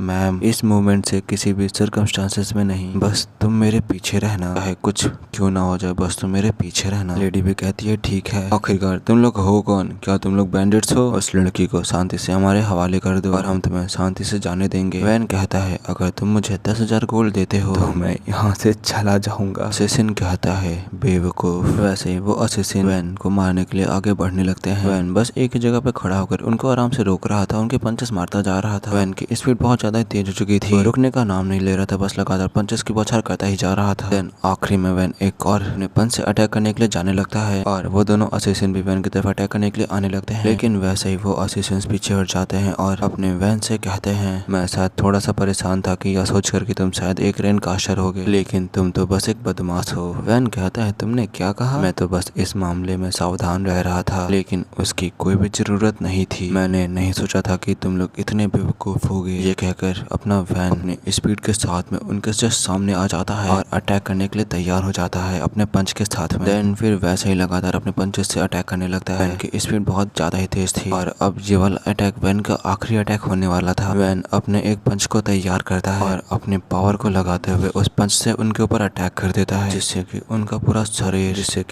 शरीर टुकड़ों टुकड़ों में बिखर जाता है। उनके शरीर के टुकड़े टुकड़े हो चुके थे और वहाँ जो बस बचा था वो थे उनके पैर और खून। और अभी यहाँ जो कुछ भी हुआ था कोई दूर रह करके यहाँ पर जो कुछ भी हुआ था वो सब कुछ देख रहा था और ये शायद था मार्केल। इस समय बस उन असेसिन्स के पैर बचा था और खून बचा था। वैन उनको खत्म करने के बाद कहता है आखिरकार कैसा जोकरों का ग्रुप था। इस समय जो वो लड़की थी ये सब कुछ देखकर बहुत ज्यादा हैरान हो चुकी थी और देन वैसे अपने मन में कहती है ये मुझसे भी जवान दिखता है, लेकिन आखिरकार ये सब कुछ कैसे कर सकता है? अगर फादर ने इसे देखा होता, अगर फादर ये देखते तो वो इसे देख करके बहुत ज्यादा हैरान और डर चुके होते। लेकिन वैसे ही जंगल के बीच से एक आवाज आती है। रेन कास्टर अफसर एक दूसरे के माना का अनुकूलन करते हैं और माना की मात्रा अक्सर कास्टर के स्किल से मैच खाती है। वैन कहता है तुम बहुत लंबे समय तक छिपे हुए थे, मुझे लगा तुम भाग गए। ये कहने के बाद वैन मन में कहता है फाइनली आखिरी वाला भी अपने आप को दिखाई दिया। मार्कल वहाँ पर आते हुए अपने एनर्जी को अनलिस्ट करते हुए कहता है इसीलिए बस तुम एक बच्चे हो, तो क्या तुम्हारे पास उतना माना है जितना मेरे पास है? तुम माना के साथ पैदा हुए हो, तो इसीलिए मुझे तुम्हें सबसे पहले डिसेक्ट करना होगा, क्योंकि तुम जैसे शानदार यार, काशर के पास एक स्प्लेंडेड ऑर्गन तो होना ही चाहिए। हा। इसका नाम मैड एनाटोमिस्ट मार्कल है और ये लीडर है एक क्रिमिनल गैंग का जिसका नाम मार्कल गैंग है। और ये मार्कल गैंग सब तरीके के काम करती है, मर्डर, किडनैपिंग, ह्यूमन ट्रैफिकिंग और अन्य भी काम करती है। दोबारा से मार्कल कहता है तुम मुझे उस लड़की को दे दो, बदले में मैं तुम्हें बिना दर्द के चीर दूंगा। वैन कहता है हाँ भाड़ में जा। मार्कल जब ये सुनता है तो अटैक करते हुए कहता है अच्छा ऐसी बात है तो अब मर जा। ये कह करके अपने वैन के ऊपर अटैक कर देता है। मार्कल के हाथों से बहुत ज्यादा ही डार्क रेड कलर की एनर्जी निकलने लगी थी। वैन कहता है मैम। लेडी कहती है हाँ बोलो, आपने कहा था कि तुम एक नॉर्मल मर्चेंट की बेटी हो, तो आपने वो मुझसे झूठ बोला था क्यों, है ना? लेडी कहती है दरअसल बात ऐसी है कि मुझे बस तुम बचाओ। लेकिन इस समय अपने वैन ने उस लड़की को उठा लिया था। देन उस अटैक की तरफ आगे करते हुए कहता है मैं तुम्हारी बात नहीं सुन रहा हूँ। और जो मार्कल का जो अटैक था वो इसमें बस उस लेडी के हिट होने वाला था। वैन ने उस लड़की को उस अटैक के आगे कर दिया था। इस समय जो वो लड़की थी वो बहुत ज्यादा ही घबरा चुकी थी, बस वो अटैक उसके हिट ही होने वाला था और वो बहुत जोरों से रोते हुए कहती है हे तुम खमीने के बच्चे। और जब मार्कल ये देखता है तो वो हैरान हो जाता है। और इस समय जो अपना वैन था वो तो बस मार्कल को बिना डर के देखे जा रहा था। शायद वैन को उसकी कमजोरी पता चल चुकी थी, लेकिन अभी भी मार्कल नहीं रुका था। इस वाले अटैक से बहुत ज्यादा ही एनर्जी निकलने लगी थी और आगे की तरफ बढ़ने लगी थी। एपिसोड की स्टार्टिंग में मार्कल अपने अटैक को मोड़ देता है, जिसकी वजह से वो लड़की बच जाती है। इसमें मार्कल उन दोनों के सामने खड़ा हुआ था और इस अटैक की वजह से उस जमीन पर निशान बन चुका था और बस वो लड़की बाल बची थी। देन वो लड़की वैसे चिल्लाते हुए कहती है मैं बस मर ही गई थी, तुम पागल हरामी कहीं के। देन वैसे ही मार्कल कहता है क्या तुम इस लड़की के बॉडीगार्ड नहीं हो? वो लड़की भी अपने यन से कहती है तुम हरामी कहीं के, मैं तुम्हारी एम्प्लॉयर हूँ, तुम्हें नहीं पता क्या तुम मुझे मरवाना चाहता है? लेकिन इस समय जो अपना यन था वो ये सब कुछ देखने के बाद अपने मन में कहता है उसने तुरंत ही अपने डायरेक्शन को चेंज कर दिया। ये एक ऐसा सॉर्सरर है जो कि माना को मैनिपुलेट भी कर सकता है, माना को अपने हिसाब से चला सकता है किसी भी डायरेक्शन में। ये एक स्किल्ड सॉर्सरर है और ऐसा लगता है कि इसका गोल मेरे एम्प्लॉयर को मारना बिल्कुल भी नहीं है, लेकिन इसे जिंदा पकड़ना है। लड़की कहती है तुम हरामी कहीं के, मेरी बात तुम सुन रहे हो या नहीं सुन रहे हो? दोबारा से यन अपने मन में कहता है तुम मेरे पैसे को चुराने की कोशिश कर रहे हो, नहीं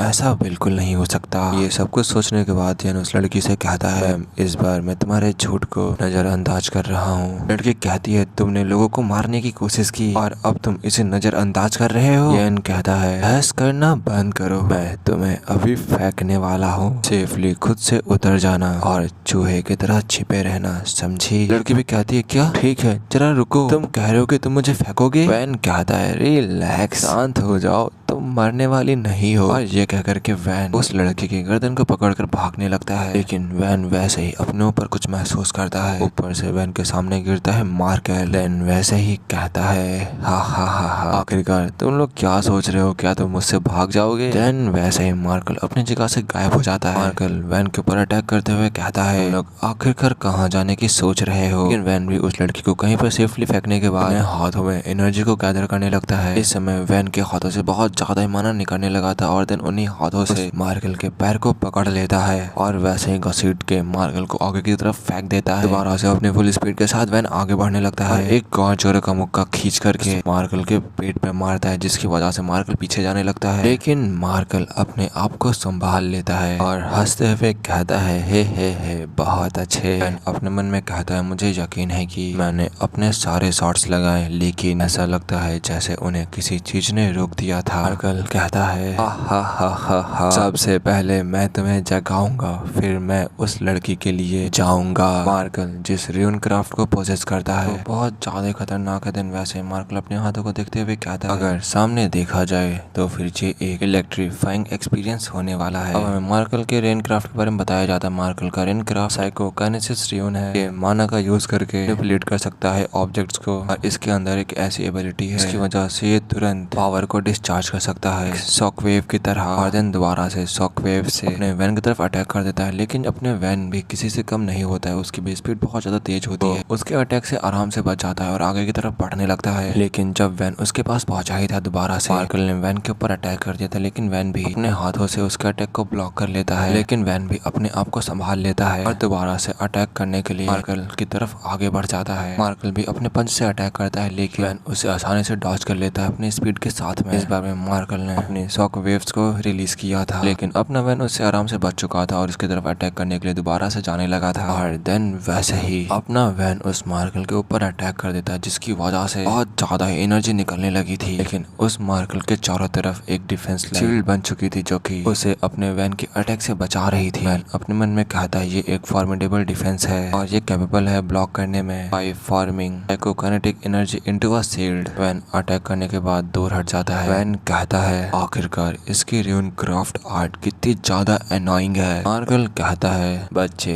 ये सब कुछ यूजलेस है, जो हमारे माना का अमाउंट है वो शायद सिमिलर है और जो हमारे र्यून्स की एबिलिटीज है उनमें बहुत ज्यादा ही डिफरेंस है। अगर तुम मेरे लिए काम करोगे तो मैं तुम्हें अभी के अभी काम पर रख लूंगा। मुझे नहीं पता कि वो लड़की तुम्हें क्या भुगतान दे रही है, लेकिन तुम मेरे साथ उस अमाउंट से जितना वो लड़की दे रही है उससे कई गुना कमा सकते हो। वैन कहता है 10,000 सोने के सिक्के उस लड़की ने मुझे इतना अमाउंट देने के लिए कहा है। मार्कल कहता है हा हा हा हा हा, क्या सिर्फ 10,000? हम लोग इतना अमाउंट तो सिर्फ 2-3 विलेज को डिस्ट्रॉय करके ही कमा लेते हैं। तुम अपने स्किल्स के हिसाब से बहुत कम पैसे ले रहे हो। वैन कहता है क्या विलेज को बर्बाद करना?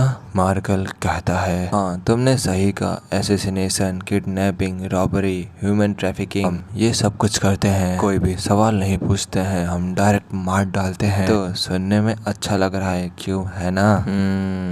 हा हा हा हा हा। मार्कल कहता है हा हा हा हा हा, मुझे पता था, मुझे कैरेक्टर्स को जज करने की अच्छी नॉलेज है। जो तुमने सुना शायद मुझे लगता है तुम्हें पसंद आया, क्यों, है ना? वैन अपने पूरे शरीर से माना निकालते हुए कहता है नहीं, मैं बस इस बात पर हंस रहा हूँ कि मैं कितना ज्यादा ही बेवकूफ हूँ कि मैं तुमसे इस तरह बात कर रहा हूँ। मार्कल कहता है तुम्हारी बातों का क्या मतलब है? ये सोच कर कि मैं तुम जैसे कीड़े मकोड़े के साथ बातचीत कर रहा था, तो मैंने अपना मन बना लिया है और अब मैं तुम्हें फाड़ने जा रहा हूँ। मैं तुम्हें तब तक फाड़ूंगा जब तक तुम पहचानने लायक नहीं बचोगे, तब तक मैं तुम्हें फाड़ता रहूंगा। मार्कल जब ये सुनता है बहुत ज्यादा गुस्से में आ जाता है, चिल्लाते हुए आगे बढ़ते हुए कहता है तू एक घमंडी पिल्ला है, मैंने तुझे एक ऑफर दिया लेकिन तब भी तू नहीं सुधरा। लेकिन इस समय जो अपना वैन था वो भी आगे बढ़ चुका था और उस मार्कल के ऊपर लगातार बहुत सारे अटैक्स करने लगा था। मार्कल हंसते हुए कहता है आखिरकार तुम कर क्या रहे हो? मैंने तुम्हें पहले ही बताया था ना, you can't break through my domain, तुम मेरे डोमेन को ब्रेक थ्रू नहीं कर सकते। लेकिन जो अपना वैन होता है उसकी एक भी बात नहीं सुनता है, बस आगे बढ़ता ही रहता है। दोबारा से अटैक करने के लिए आगे बढ़ने लगता है और लगातार बहुत सारे अटैक्स उस मार्कल के शील्ड के ऊपर करने लगता है। अपना वैन रुकने का नाम नहीं ले रहा था, वो लगातार उस शील्ड पर पंचेस की बौछार करता जा रहा था। अब वैन के शरीर से और भी ज्यादा माना निकलने लगा था, उसके हाथों से ब्लैक कलर का माना बहुत ज्यादा डांस कलर में निकलने लगा था और जैसे ही वो एक और पंच मारता है उस मार्कल की शील्ड में क्रैक आ जाता है और वैसे ही उस मार्कल की शील्ड पूरी टूट जाती है। और मार्कल भी ये देखकर बहुत ज्यादा हैरान हो चुका था। मार्कल के पसीने आ चुके थे, उसके होश उड़ चुके थे, उसकी आंखें खुली की खुली रह चुकी थी।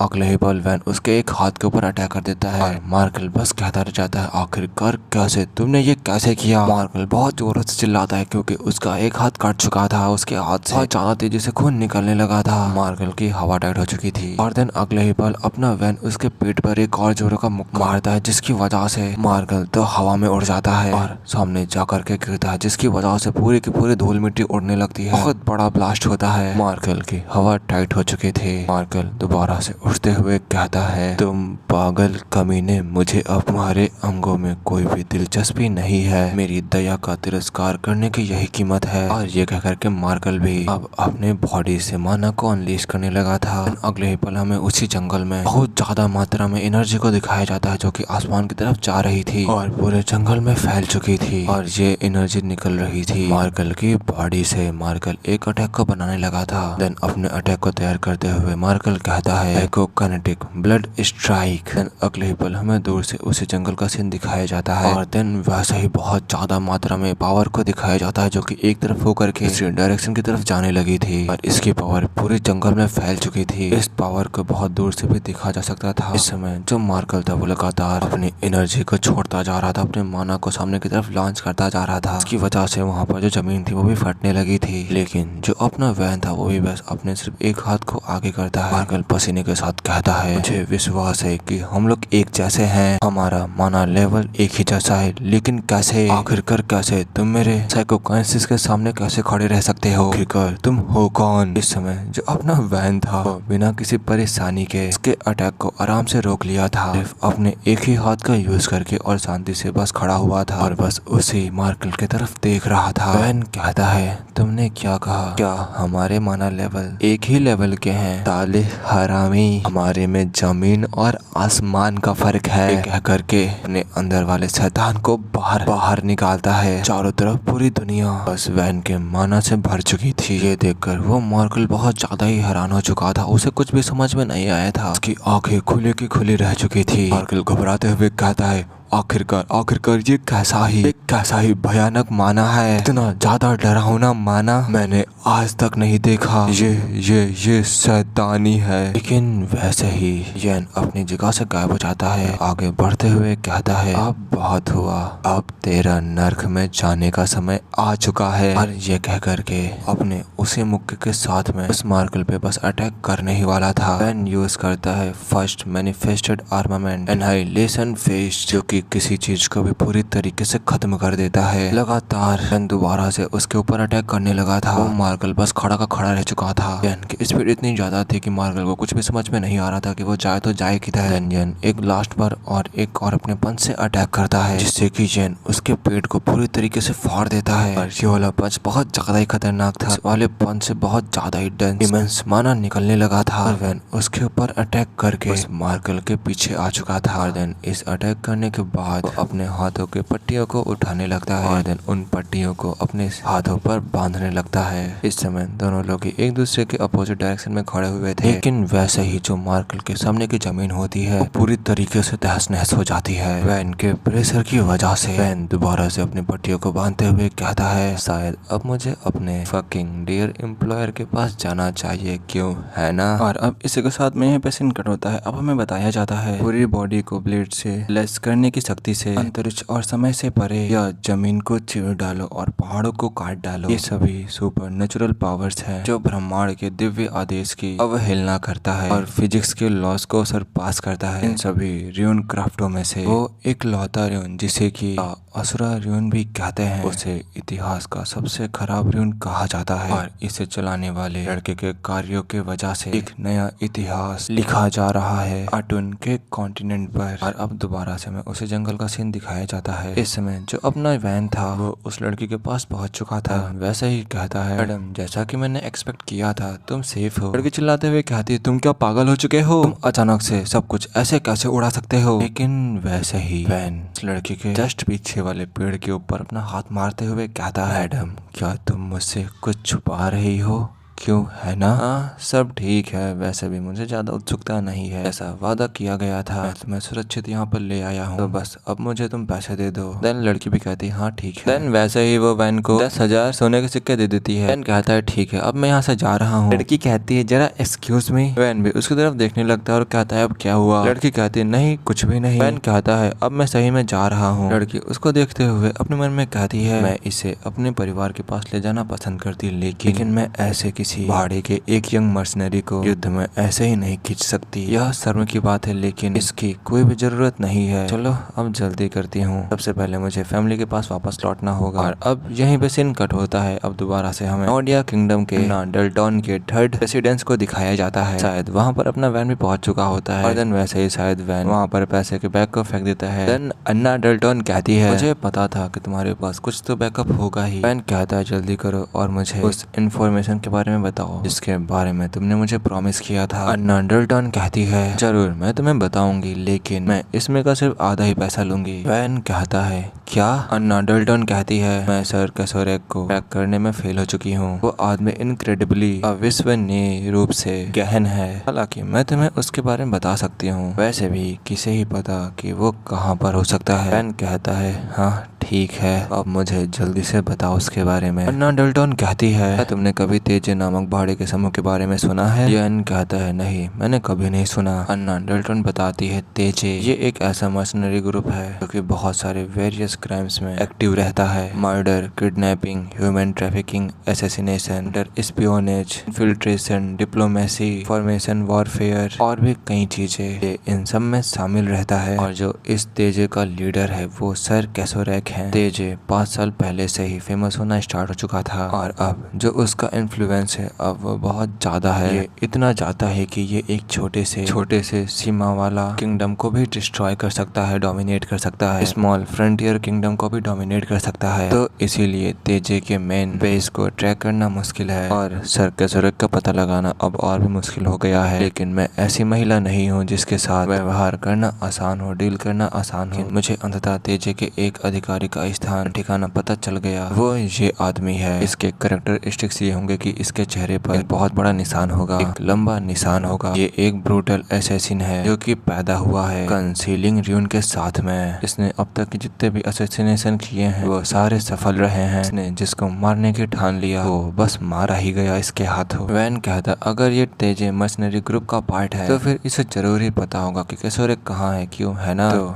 अभी इस समय ये कहाँ पर है? अन्ना डल्टन कहती है मेरी जानकारी के अनुसार ये जरूर ही बोगरा किंगडम के कैपिटल वर्ल्ड हिल्दे सिटी के मार्कल ग्रुप बेस में होगा। और अब हमें मार्कल ग्रुप बेस का सीन दिखाया जाता है। वहाँ पर काफी लोग मारे जा चुके थे, वहाँ पर सभी के पैर हाथ फटे हुए थे, चारों तरफ वहाँ पर खून बस फैला हुआ था। वहाँ पर लोग पीछे देखते हुए कहते हैं भागो भागो। वहाँ पर इस समय सभी लोग बहुत ज्यादा ही घबराए हुए लग रहे थे। लेकिन वैसे ही उन तीनों का भी सर उनके धड़ों से अलग हो जाता है और उनका भी खून बस उन दीवारों में और फर्श में चारों तरफ फैल जाता है। वहाँ पर एक और आदमी कहता है आखिरकार ये सब कुछ हो क्या रहा है? आखिरकार तुम ये सब कुछ हमारे साथ क्यों कर रहे हो? इस समय इस आदमी के शरीर से बहुत ज्यादा पसीना निकल रहा था। ये भी आदमी बहुत ज्यादा ही घबराया हुआ लग रहा था। सामने वाला आदमी कहता है वेल वेल वेल वेल मैं तो बस वही कर रहा हूँ जो मुझे करने के लिए कहा गया है। शायद ये इसलिए है क्योंकि तुम लोग मिशन में फेल हो चुके हो जो कि सर कैसोरेक ने तुम्हें करने को दिया था। सामने वाला आदमी कहता है ये सब कुछ तुम्हारी वजह से हुआ है क्योंकि तुमने हमें नहीं बताया था कि उस जैसा एक मॉन्स्टरस आदमी से प्रोटेक्ट कर रहा था और सिर्फ तुम्हारी ही वजह से हमने हमारे चीफ सर मार्कल को खो दिया। सामने वाला आदमी कहता है मुझे उसके लिए तो माफ कर दो। हमने भी ये नहीं सोचा था कि जो मार्कल होगा वो कुछ फ्रंटियर मैशनरीज के हाथों मारा जाएगा। सामने वाला आदमी कहता है तुमने इन सभी को मार डाला सिर्फ एक फेलियर की वजह से, क्या तुम कुछ ज्यादा ही नहीं कर रहे हो? सामने वाला आदमी कहता है क्या तुम इसे एक सजा के रूप में नहीं सोच सकते? तुम और मैं दोनों ही एक लो लेवल के हत्यारे हैं। वो हंसने लगता है हे। तुमने क्या कहा? पनिशमेंट? गो फक योरसेल्फ। इतना कहते ही वहाँ पर कुछ और लोग भी शायद आ जाते हैं। दोबारा से वे आदमी चिल्लाते हुए कहता है तुम सभी लोग इस पर अटैक करो। देन बहुत सारे लोग उसके ऊपर अटैक करने के लिए जाने लगते हैं। वो कहता है जो यहाँ पर मारा जाएगा वो और कोई नहीं बल्कि तू होगा, सिर्फ तू ही यहाँ पर मारा जाएगा और कोई भी नहीं। एक करके अपने हाथों से भी इसके तरफ अटैक करने के लिए जाने लगता है। इस आदमी के पास होता है टच र्यून। ये अपने र्यून की मदद से एक बहुत बड़े हाथ को बना सकता है माना की वजह से, जो की आसानी से मैनिपुलेट हो सकता है। और देन उसी माना वाले हाथ से उसी आदमी को पकड़ लेता है। और वहाँ पर जितने भी लोग थे जब वो लोग देखते हैं कि वो आदमी फंस चुका है तो वो लोग भी उसकी तरफ अटैक करने के लिए चारों तरफ से जाने लगे थे। वही आदमी कहता है मैं तुम सबसे पहले ही माफी मांगता हूँ।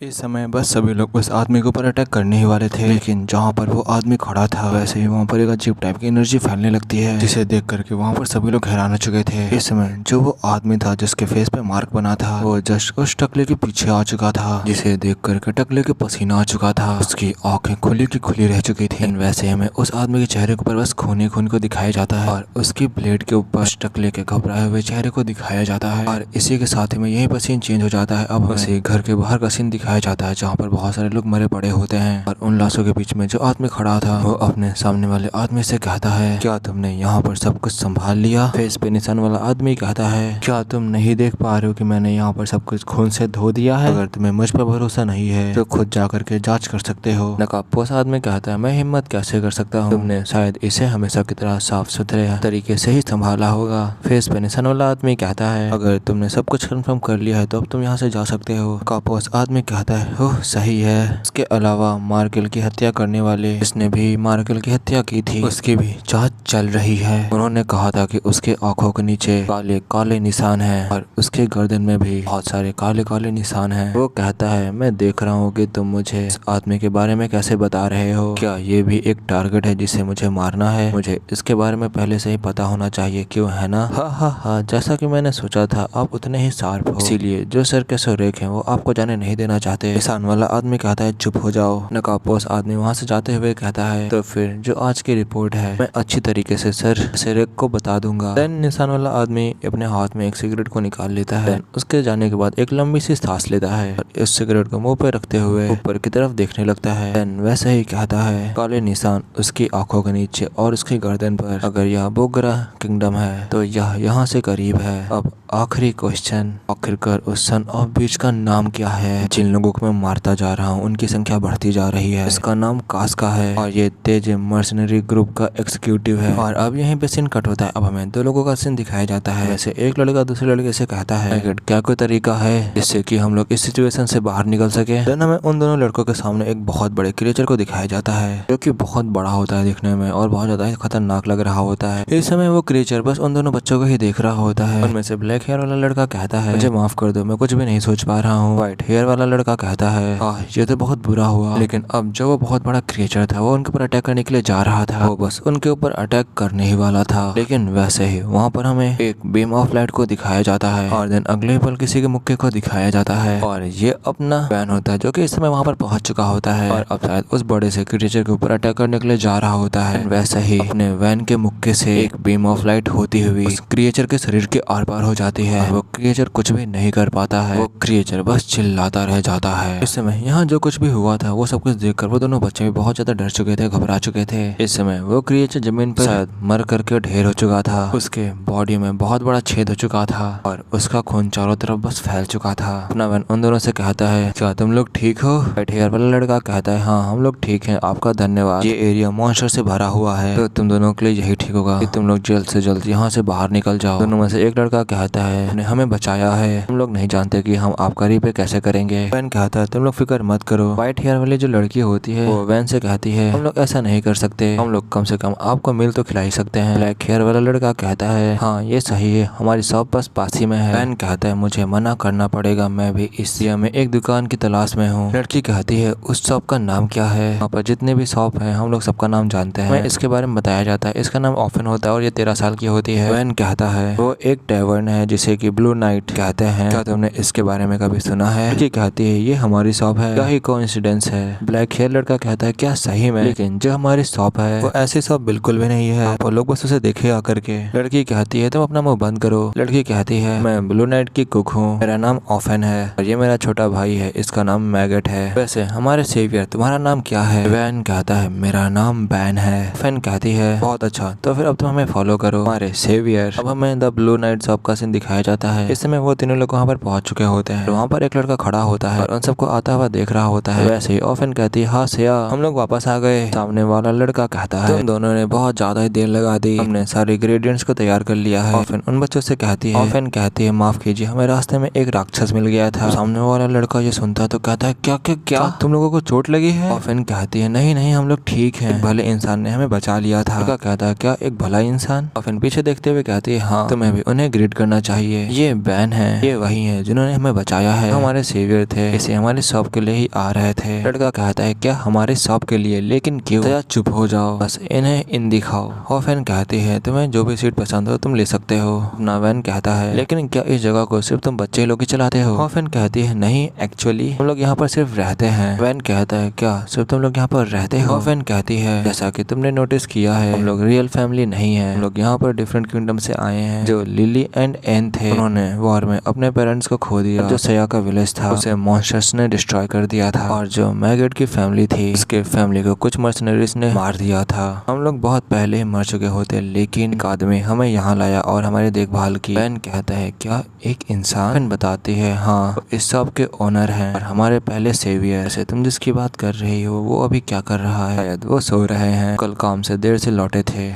ईमानदारी से लगता है मुझे उसे जगाना पड़ेगा, प्लीज अब इसे अपने घर की तरह समझे, यहाँ के भोजन का आनंद लें। जब हमारे यहाँ मेहमान आया मिला है तो वो कैसे ही सो सकते हैं। देन वैसे वो एक सीढ़ियों से ऊपर जाने लगती है और देन वैसे ही एक कमरे में पहुंच जाती है और कहती है, आखिरकार तुम और कितनी देर तक सोने का प्लान कर रहे हो। आदमी लेटा होता है, वो कहता है, हाँ बस थोड़ी देर और, मुझे सोने दो, मुझे माफ कर दो, अभी मैं नहीं उठने वाला। फैन कहती है, अब सोना बंद करो, मैगेट को शांत करो जाके। रास्ते में एक मॉन्स्टर मिला था, वो लगभग मरते मरते बचा है, वो सही में अभी भी कांप रहा होगा। वो आदमी भी उठते हुए कहता है, क्या वैसे क्या तुम लोग घायल हो, क्या तुम लोग ठीक तो हो ना। फैन हंसते हुए कहती है, मैं ठीक हूँ, एक काइंड पर्सन ने हमें बचा लिया। वही आदमी कहता है, क्या एक भला आदमी। फैन कहती है, हाँ वो हमारी शॉप की तरफ ही आ रहा था, उसने हमें बचा लिया। आदमी कहता है, ठीक है तो फिर मैं ऐसे यहाँ पर नहीं रह सकता, कम से कम मुझे उसके पास जाना चाहिए और उसको ग्रीट करना चाहिए। फिर भी कहती है, हाँ ये अच्छा आइडिया है। और अब वो जो आदमी होता है वो नीचे की तरफ जाने लगता है। फैन कहती है, जो आदमी वहाँ पर बैठा है वो वही है, उसने ही हमें बचाया है। आदमी भी कहता है, हाँ ठीक है मैं देख सकता हूँ। देन वो आदमी वैसे हमारे एमसी के पास पहुंच जाता है और कहता है, हेलो, मैंने सुना है कि तुमने हमारे बच्चों को बचाया है, thank you so much. Fan कहता है, नहीं मैं बस वहाँ से गुजर रहा था। फिर भी यह घटनाओं का एक दिलचस्प मोड़ है। आदमी कहता है, सर आप हो कौन। उसको देखते हुए और अपने किलिंग इंटेंट को रिलीज करते हुए कहता है, तुम बिल्कुल उस व्यक्ति के जैसे दिखते हो जिसे कि मैं ढूंढ रहा था। और जब वो इस कार वाला आदमी भी वैन को देखता है तो वो भी ध्यान से बस अपने एमसी को ही देखने लगता है। देन वैसे ही वैन के सामने बैठते हुए कहता है, ऐसा पॉसिबल नहीं हो सकता, मैं तो सिर्फ एक ऑनर हूँ, एक अनपॉपुलर शॉप का। वैन कहता है, फिर भी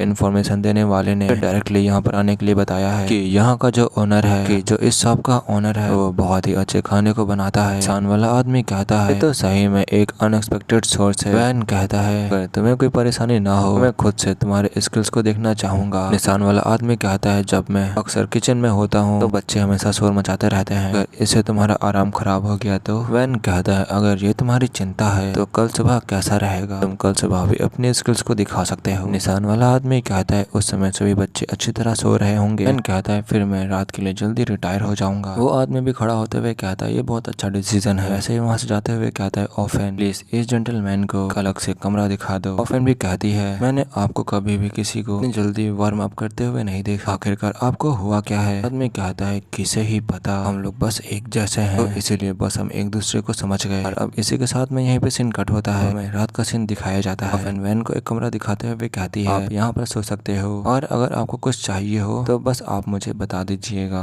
ये कह करके ऑफेन वहाँ से जाने लगती है। देन वैसे ही वैन कहता है, ऑफेन भी कहता है, हाँ क्या हुआ। वैन कहता है, मुझे धन्यवाद मत करो, ऐसा नहीं है, मैंने बस तुम्हें एक देश से बचाया है। ऑफेन वहाँ से जाते हुए कहती है, काफी ज्यादा स्ट्रेंज है, प्रिस्ट ने हमें बचाया था, तो उसने भी यही सेम बात बोली थी, तो अब अच्छे से आराम करना। ये कह करके वहाँ से चली जाती है और वैन अब अकेला इस रूम में बचता है। और अब दोबारा से यहीं पर सीन कट हो चुका होता है। इस समय आधी रात हो चुकी होती है और इस समय वैन के दरवाजे के बाहर एक आदमी खड़ा होता है और ये शायद कोई और नहीं प्रिस्ट होता है, जिसने कि अपने वेपन को तैयार कर लिया होता है और बस ध्यान से अपने वेपन को ही देख रहा होता है। और अब वो प्रिस्ट अपने वैन के कमरे के अंदर आ चुका था और बस अब सोते हुए वैन की तरफ ही ध्यान से देख रहा था। लेकिन वैसे वो प्रिस्ट अपने वैन के ऊपर अटैक करने के लिए जाने लगता है अपने हथियार से, लेकिन वैसे ही अपना वैन अपने हाथों से उसके वेपन को रोक लेता है। ये देखकर तो वो प्रिस्ट भी थोड़ा सा हैरान हो चुका था, वो भी अपने मन में कहता है, क्या ये झक रहा था, लेकिन वैसे ही उस प्रिस्ट के ऊपर मार देता है, जिसकी वजह से जो प्रिस्ट था वो पीछे की तरफ जाने लगा था। वैन अपने किलिंग इंटेंट को रिलीज करते हुए कहता है, मैं कब से तुम्हारा इंतजार कर रहा था प्रिस्ट। इस समय जो प्रिस्ट था वो भी अपने आप को संभाल लिया था और अब प्रिस्ट भी वैन को बस ध्यान से देखने लगा था। और प्रिस्ट भी अपने वैन से थोड़ा सा सतर्क था, क्योंकि प्रिस्ट को पहले से ही वैन के बारे में मालूम था, क्योंकि अपने वैन ने ही माइकल को मारा था और माइकल को हायर किया था इसी प्रिस्ट ने। और अब इसी के साथ यहीं पे सीन कट होता है। अब हमें कुछ समय पीछे का सीन दिखाया जाता है, जहाँ पर प्रिस्ट किसी आदमी से कह रहा होता है, जिसकी आंखों और गर्दन पे निशान है, जिसने की मार्कल को मारा है, इस समय वो मेरे इनके अंदर है। जिस आदमी से प्रिस्ट बात कर रहा होता है वो आदमी प्रिस्ट से कहता है, ओह क्या सही में, इससे मुझे परेशानी से छुटकारा मिल गया, मुझे तुरंत फॉर्मेशन का उपयोग करके वहाँ बुलाओ। प्रिस्ट कहता है कि अगर वो कुछ कर लेता है तो जरूर ही वो यहाँ से भाग जाएगा, मैं आपको बुलाने से पहले ये श्योर करना चाहूंगा कि वो यहाँ से भाग ना सके। मास्क वाला आदमी कहता है, ठीक है तो फिर मैं इंतजार कर रहा हूँ। और अब दोबारा से मैं प्रेजेंट का सीन दिखाया जाता है। वैन प्रिस्ट से कहता है, बच्चों को पालना लेकिन पर्दे के पीछे चुपके से लोगों को मारना एकदम चूहे की तरह, यह बिल्कुल घिनौना है। प्रिस्ट कहता है, माफ करना, मैं तुम्हारे लिए एक बेहतर एडल्ट नहीं बन सका, इसे तुम सेव कर सकते हो। वैन कहता है, अपनी बकवास करना बंद कर, बस तू ये बता वो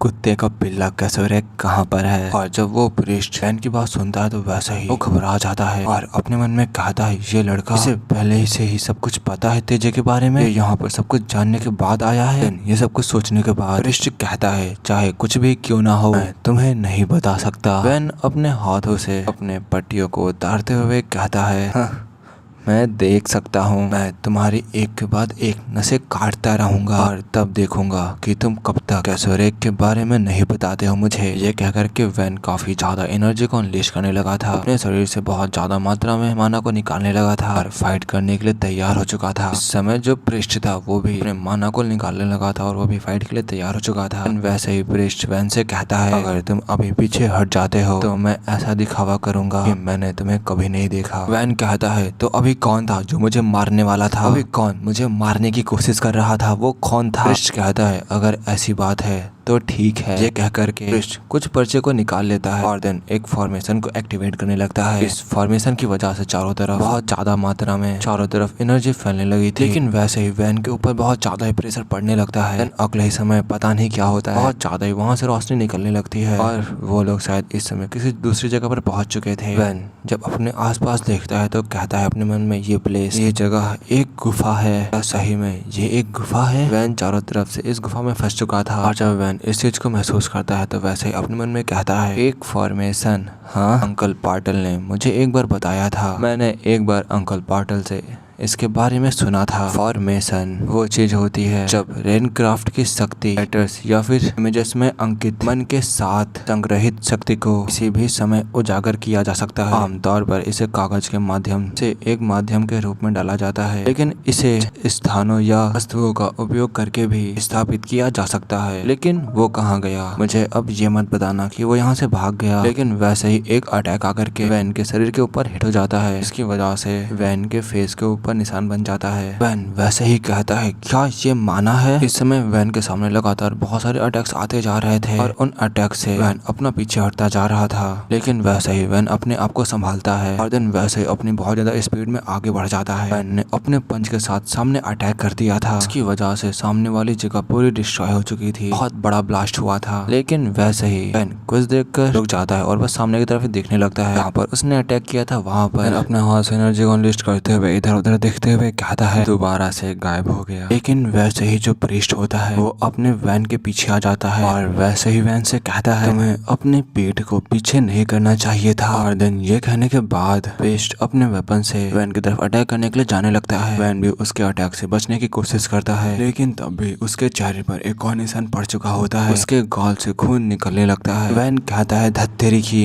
ये कह करके उस प्रीस्ट से दूर जाने लगता है। दोबारा से वैन खड़ा होते हुए अपने मन में कहता है मैं अपनी नंगी आंखों से उसे नहीं देख पा रहा हूँ और उसके किसी भी प्रेजेंस को महसूस नहीं कर पा रहा हूँ, यहाँ तक कि उसका साउंड भी मेरे तक नहीं पहुँच रहा है। तो क्या यही इसका र्यून क्राफ्ट है। इस समय जो प्रीस्ट था वो उस गुफा के सबसे ऊपर खड़ा हुआ था और नीचे की तरफ ही देख रहा था। उसने इस समय अपनी पूरी प्रेजेंस को हाइड कर लिया था और अपने क्लिंग इंटेंट को बस निकालता ही जा रहा था अपने दोनों ब्लेड्स के साथ में। अब हमें प्रीस्ट के र्यून क्राफ्ट के बारे में बताया जाता है। प्रीस्ट का र्यून क्राफ्ट कंसीलिंग र्यून होता है और ये र्यून क्राफ्ट यूजर की प्रेजेंस को पूरी तरीके से मिटा देती है। और हमें दोबारा से उसे केव का सीन दिखाया जाता है। प्रीस्ट ने दोबारा से अपनी पूरी पावर के साथ में वैन के ऊपर अटैक कर दिया था, लेकिन वैन भी वक्त रहते उस जगह से हट जाता है। वैन लगातार भागता जा रहा था, वो एक जगह पर भी रुकने का नाम नहीं ले रहा था। भागते हुए वैन अपने मन में कहता है इस पतली सी अंधेरी गुफा में टैक्स को डॉज करना बहुत ही ज्यादा हार्ड है, लेकिन उसको लोकेट करना और भी ज्यादा मुश्किल है, उसकी जगह का पता लगाना वो और भी ज्यादा मुश्किल है। और जब वैन ये सब कुछ सोच रहा था अपने मन में दोबारा से प्रीस्ट अपनी पावर के साथ में वैन के ऊपर अटैक कर देता है, लेकिन अपना वैन भी उसके अटैक से बच जाता है। वैन इस समय काफी ज्यादा सतर्क हो चुका था। प्रीस्ट के अटैक से बचने के बाद अपने मन में कहता है लेकिन फिर भी, और इतना कहते ही अपने किलिंग इंटेंट को अनलीश करते हुए अपनी पूरी स्पीड के साथ में उस प्रीस्ट के ऊपर अटैक करने के लिए अपनी फुल स्पीड के साथ में जाने लगता है। वैन की स्पीड काफी ज्यादा थी। इस समय जो प्रीस्ट था वो बस एक जगह पर और बस अपने सामने ही देखे जा रहा था, और जब वो देखता है कि वैन उसके तरफ ही अटैक करने के लिए आ रहा है तो वो बहुत ज्यादा ही घबरा जाता है प्रीस्ट। उसके पूरे शरीर से पसीना निकलने लगता है और देन अपनी आंखों को फाड़ते हुए अपने मन में कहता है, अब मुझे ये मत बताना कि ये मुझे देख सकता है। इस समय वैन उसके पास पहुंच चुका था और अपने हाथों से उसकी गर्दन को पकड़ लिया था जोरों से। इसकी वजह से वो खांसने लगता है। उसके बाद अपने उसी एक हाथ से प्रीस्ट को हवा में उड़ा देता है और कहता है, बॉडी को छुपाना बिल्कुल भी काम नहीं करने वाला, मैं अभी भी तुम्हारे माना को देख सकता हूँ। इस समय वैन ने यूज किया था सेकंड मैनिफेस्टेड आर्मामेंट, जिसे कि ट्रुथ आई कहते हैं, असली आंखें। इसका यूज करके यूजर हल्के से भी हल्के माना को देख सकता है। प्रीस्ट पसीने के साथ में कहता है, इम्पॉसिबल, ऐसा नहीं हो सकता। लेकिन वैसे ही वैन उसे बहुत जोरों से जमीन में पटक देता है। इसकी वजह से उस गुफा में बहुत बड़ा गड्ढा हो चुका था। इस समय प्रीस्ट अपने मुंह से बस खून की उल्टियां करने लगा था और देन वैसे ही वैन से कहता है, मेरे असैसिनेशन के 40 साल में तुम दूसरे इंसान हो जिसने मेरे माना को ढूंढा है, जिसने मेरे र्यून क्राफ्ट को खोजा है, सिर्फ अकेले माना के साथ में। वैन प्रीस्ट से कहता है, कैसोरे कहाँ है? प्रीस्ट दोबारा से कहता है, इससे ज्यादा इम्पोर्टेंट बात यह है कि तुमने मेरे बच्चों के बारे में क्या सोचा है या फिर नहीं सोचा है। हालांकि अनाथ हाल ही में थोड़े से डरावने रहे हैं। वैन प्रीस्ट के हाथ को पकड़ते हुए कहता है, मैं तुमसे ये पूछ रहा हूँ, वो हरामी कैसोरे कहाँ पर है? मेरे क्वेश्चन का आंसर दे। और ये कहकर के उसके एक हाथ को उखाड़ देता है वैन, जिसकी वजह से प्रीस्ट बहुत जोरों से चिल्लाता है। प्रीस्ट अपने कटे हुए हाथ को पकड़ते हुए कहता है, कैसोरे हाँ, उसके ऑर्डर की वजह से ही, सिर्फ उसके ही एक ऑर्डर की वजह से ही मैंने अनगिनत लोगों को मारा, मुझे कभी भी माफ नहीं करना चाहिए। वैन उसके दूसरे हाथ को पकड़ते हुए कहता है, अगर तुमने एक और बार कुछ भी बकवास करने की कोशिश की तो मैं तुम्हारे दूसरे हाथ को भी उखाड़ दूंगा। प्रीस्ट दोबारा से कहता है, लेकिन अभी भी चाहे हर कोई मेरी निंदा क्यों ही ना करे, मैं अभी नहीं मरने वाला। जब तक मैं अपने बच्चों की प्रोटेक्शन नहीं कर लेता तब तक कि मैं नहीं मरने वाला। तो इसीलिए मैं तुमसे पहले ही माफी मांगता हूँ। लेकिन वैसे ही वैन उसके बॉडी से एक और फॉर्मेशन पर्चा निकालता है, फॉर्मेशन पेपर निकालता है। और जब वैन ये देखता है तो किलिंग इंटेंट को निकालते हुए कहता है, क्या एक और फॉर्मेशन? और देन उसके अगले ही पल वहाँ पर कोई आ जाता है और अपने वैन के ऊपर अटैक कर देता है। ये वाला अटैक बहुत ज्यादा ही खतरनाक से, बहुत ज्यादा ही मात्रा में माना निकलने लगा था। और जो अपना वैन था वो भी दिवाली में जाकर के लड़ता है, उस गुफा में जाकर के लड़ता है। लेकिन तुरंत वैन अपने आप को संभाल लेता है और वहाँ से पीछे हट जाता है। वहाँ पर वही नकाबपोश आदमी आ चुका था और वो भी अपने किलिंग इंटेंट अपने माना को निकालते हुए कहता है, आखिरकार मैंने तुम्हें खोज ही निकाला, वो र्यून क्राफ्टर जिसने मार्कल को मारा था, आखिरकार मैंने तुझे ढूंढ ही निकाला कमीने। वैन अपने मुंह को पोंछते हुए कहता है, अबे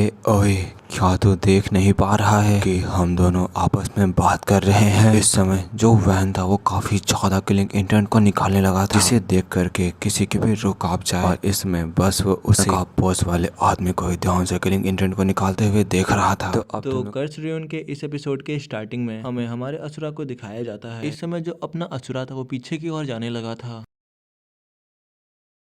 और दिन कैसे ना कैसे करके अपने आप को संभाल लेता है। लेकिन जिस आदमी ने अपने असुरा के ऊपर अटैक किया था वो कहता है, इसे काफी ज्यादा गहरा घाव लगा है और चलो अब देखते हैं। इसके आंखों और नेक के ब्लैक स्कार्स, इसके काले काले वो निशान, उन्होंने तुम्हें इतनी दूर तक गाड़ी से पहुंचाया और ऐसा लगता है कि उसी व्यक्ति ने मार्कल की हत्या की है। और इस समय जो प्रीस्ट था वो भी अपने घुटनों के बल बैठ चुका था और अपने गहरे घावों के साथ में बस ध्यान से सामने की ओर देखते हुए अपने मन में कुछ सोच रहा था। देन वैसे ही प्रीस्ट कहता है, तुम्हें भी इससे संभल कर रहना होगा। इसने मुझे भी खोज निकाला अपने मैजिक की वजह से और मैं ये भी नहीं बता सकता हूँ कि ये किस लेवल का सॉर्सरर है। जब उसके बगल वाला आदमी ये बात सुनता है तो वैसे ही कहता है, वाओ, हा हा हा, कोई एक ऐसा इंसान जो इतना ज्यादा जवान दिखता है सही में काफी ज्यादा इनक्रेडिबल होगा। और जब वो लोग ये बात कर रहे थे वैसे ही अपना असुरा कहता है, अबे तू जो यहाँ पर पता नहीं कहाँ से आ चुका है, क्या तू मेरे क्वेश्चन का आंसर देगा? जब वो नकाबपोश आदमी ये बात सुनता है तो वैसे ही कहता है, क्या इसने क्वेश्चन कहा? वैसे ये कौन सा क्वेश्चन पूछ रहा है? प्रीस्ट कहता है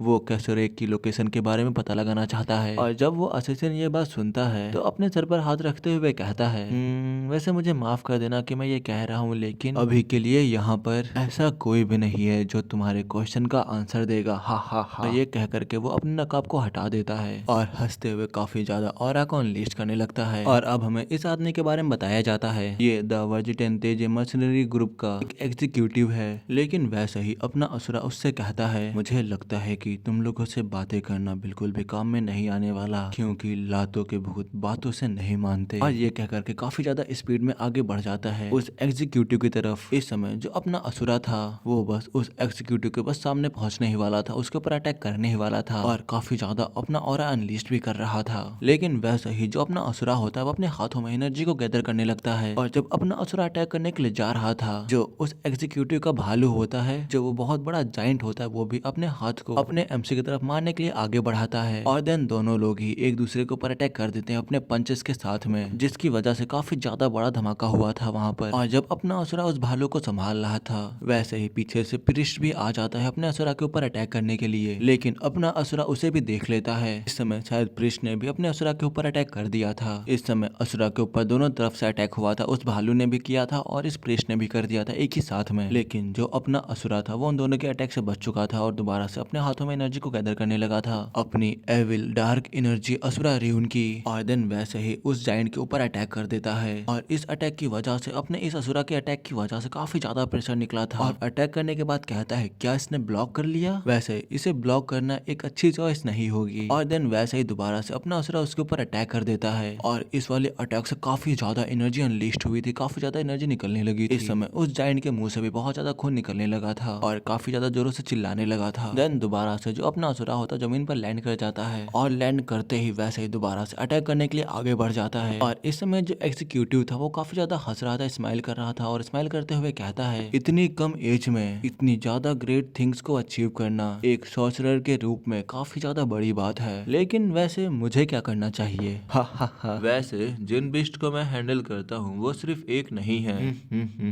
और अब हमें इस आदमी के र्यून के बारे में बताया जाता है। इस आदमी का र्यून ग्लिम्प ऑफ समनिंग होता है और ये र्यून कौन सा काम करता है तुम लोग खुद ही पढ़ सकते हो। मतलब ये दूसरे डायमेंशन से किसी को भी बुला सकता है यहाँ पर। लेकिन इस समय जो अपना एमसी था वो अब सीधा उसके ऊपर अटैक करने के लिए जाने लगा था और आगे जाते हुए अपने मन में कहता है इससे कुछ भी फर्क नहीं पड़ता अगर मैं इन सबको भी गिरा देता हूँ। और जब असुरा ऐसे आगे सोचते हुए जा रहा होता है, जो प्रेस्ट होता है वो उसके ऊपर पैरों के ऊपर अटैक कर देता है, जिससे कि उसके पैरों से काफी खून निकलने लगता है। अटैक करने के बाद प्रेस्ट उससे कहता है तुमने अपने गार्ड को डाउन कर दिया। अब हमें हमारे असुरा को दिखाया जाता है जिसके दोनों पैरों के ऊपर कट्स लग चुके होते हैं और काफी खून निकलने लगा होता है। और जहाँ पर असुरा खड़ा था वैसे ही वहाँ पर सारे बीस्ट दोबारा से उसके ऊपर अटैक कर देते हैं, जिसकी वजह से काफी ज्यादा बड़ा एक्सप्लोजन हुआ था। इस समय वहाँ पर जितने भी बीस्ट थे सभी लोग असुरा के ऊपर चढ़ चुके थे। इस समय जो असुरा था वो उनके नीचे दबा हुआ पड़ा था, उसकी काफी ज्यादा हालत खराब हो चुकी थी। सारे के सारे बीस्ट उसके ऊपर पड़े हुए थे और इस समय जो असुरा था वो उन सब के नीचे दबा हुआ पड़ा हुआ था और अपने मन में कहता है धत तेरी की। लेकिन जब वो अपने मन में अपने आप को कोस रहा था वैसे ही एग्जीक्यूटिव अपने असुरा के पास आ जाता है और हंसते हुए कहने लगता है एक नॉर्मल सॉर्सरर को क्रश करने के लिए इनमें से एक ही काफी है, लेकिन तुम इस सिचुएशन में भी एकदम अच्छे से हो, एकदम परफेक्टली फाइन हो। आखिरकार तुम किस तरह के सॉर्सरर हो? क्या तुम बॉडी इन्हांसमेंट टाइप के सॉर्सरर हो जो अपनी बॉडी को बहुत ज्यादा ही इन्हांस कर लेते हैं? जब असुरा उसकी बात सुनता है तो उससे बस एक ही चीज कहता है मैं बस तुम सबसे सिर्फ एक ही क्वेश्चन पूछ रहा हूँ, तुम्हारे लिए यही अच्छा होगा कि तुम मुझे मेरे क्वेश्चन का जवाब दो। एग्जीक्यूटिव दोबारा से हंसते हुए कहता है तुम्हारी ये पर्सनैलिटी मुझे पसंद आई। मैंने डिसाइड किया है कि मैं तुम्हें तेजे में एक असेसिन बनाऊंगा, लेकिन उससे पहले मुझे तुम्हें अपना गुलाम बनाने दो। ये कह करके अपने हाथों से काफी ज्यादा एनर्जी को अनलीश करने लगता है और इस समय ये आदमी यूज करने वाला था ग्लिम्प ऑफ टाइमिंग। इसमें होता ये है कि ये अपोनेंट के स्पिरिचुअल वर्ल्ड में घुसपैठ करता है और उसका जो अहंकार होता है उसको नष्ट कर देता है और एक नया अहंकार पैदा करता है जिसकी वो इच्छा करेगा, जैसा वो बनाना चाहेगा वैसा बना सकता है और जिससे कि जो असुरा होगा वो इसकी बात मानने लगेगा। और जब असुरा ये बात सुनता है तो वैसे अपने मन में कहता है ग्लिम्प क्या ये उन दोनों में से एक है? और जब असुरा ये सोच रहा था वैसे ही जो वो एग्जीक्यूटिव होता है वो असुरा के सर को पकड़ लेता है और इस समय उस एग्जीक्यूटिव के शरीर से काफी ज्यादा एनर्जी ग्रीन कलर टाइप की निकलने लगी थी और असुरा इस समय कुछ भी नहीं कर पा रहा था और दोबारा से हंसते हुए कहता है अब तुम एक नए इंसान बन जाओगे। अब दिन वैसे ही पे सीन कट हो जाता है। इस समय शायद जब वो एग्जीक्यूटिव था वो अपने असुरा के स्पिरिचुअल वर्ल्ड में आ चुका था और जैसे वो यहाँ पर आता है वैसा ही कहता है क्या आखिरकार अब मैं कहाँ पर हूँ? क्या ये सब कुछ इसके माइंड के अंदर है? वर्जी 10 टाइमिंग के क्लेम के साथ में इसने बहुत सारे काउंटलेस बीस्ट बनाए हैं और बहुत सारे सॉर्सरर्स को इसने स्लेव्स बनाया है, अपना गुलाम बनाया है। इसका एक भी अटेम्प्ट कभी फेल नहीं हुआ है। इसीलिए वेजिटेन ने यह सोचने का साहस किया कि चाहे वह सॉर्सरर हो या जानवर, वह उसे हरा नहीं सकता। इस बार भी कोई डिफरेंट नहीं था, लेकिन ये कौन सा वेजिटेन है इसे भी नहीं पता। सिर्फ एक सिंगल लड़का, ना ही तो वो जी रहा है ना ही तो वो मरा हुआ है, जो बदले की आग के साथ जी रहा है। और उन लंबे 10 वर्षों के लिए पीड़ा के गहरे अंधेरे गड्ढे में लड़के की मानसिकता, आखिरकार उस लड़के ने एक कैसा ही वर्ल्ड क्रिएट किया है अपने माइंड में। इस समय उस आदमी के पास बहुत सारे क्रिएचर्स आ चुके थे, बहुत ज्यादा डरावने क्रिएचर्स। वो बस अकेले वहाँ पर खड़ा हुआ था और उसके सामने एक बहुत बड़ा क्रिएचर जिसके बहुत सारे सर थे, वो उसके सामने आ चुका था। और वैसे ही सारे क्रिएचर्स उसे पकड़ने लगते हैं, अपने अंदर घसीटने लगते हैं। समय उसको पूरी तरह से घसीट रहे थे, उसके मुंह के अंदर हर एक पार्ट में घुसते जा रहे थे। इसके माइंड में जो कुछ भी था वो वेजिटेन नहीं जानता था, लेकिन अब जो वो एग्जीक्यूटिव था वो बाहर आ चुका था। वो पसीने से पूरा लथपथ था, बस खास रहा था और पसीना बहाए जा रहा था। इसकी हालत काफी ज्यादा खराब हो चुकी थी, लेकिन जब वो इतना ज्यादा परेशान था, एकदम हाँफ रहा था, वैसे ही असुरा कहता है, हे, मैं तुम्हें इस तरह लोगों के मन की बातों को ताकने नहीं दे सकता। और ये कहते हुए असुरा काफी ज्यादा एनर्जी अपने आंखों से अनलीस्ट करने लगा था। उसकी पूरी बॉडी लाल कलर की एनर्जी से चमकने लगी थी। ये देखकर जो एग्जीक्यूटिव था वो काफी ज्यादा परेशान हो चुका था। वो बस अपने शौक में था कि आखिरकार वो कैसे फेल हो गया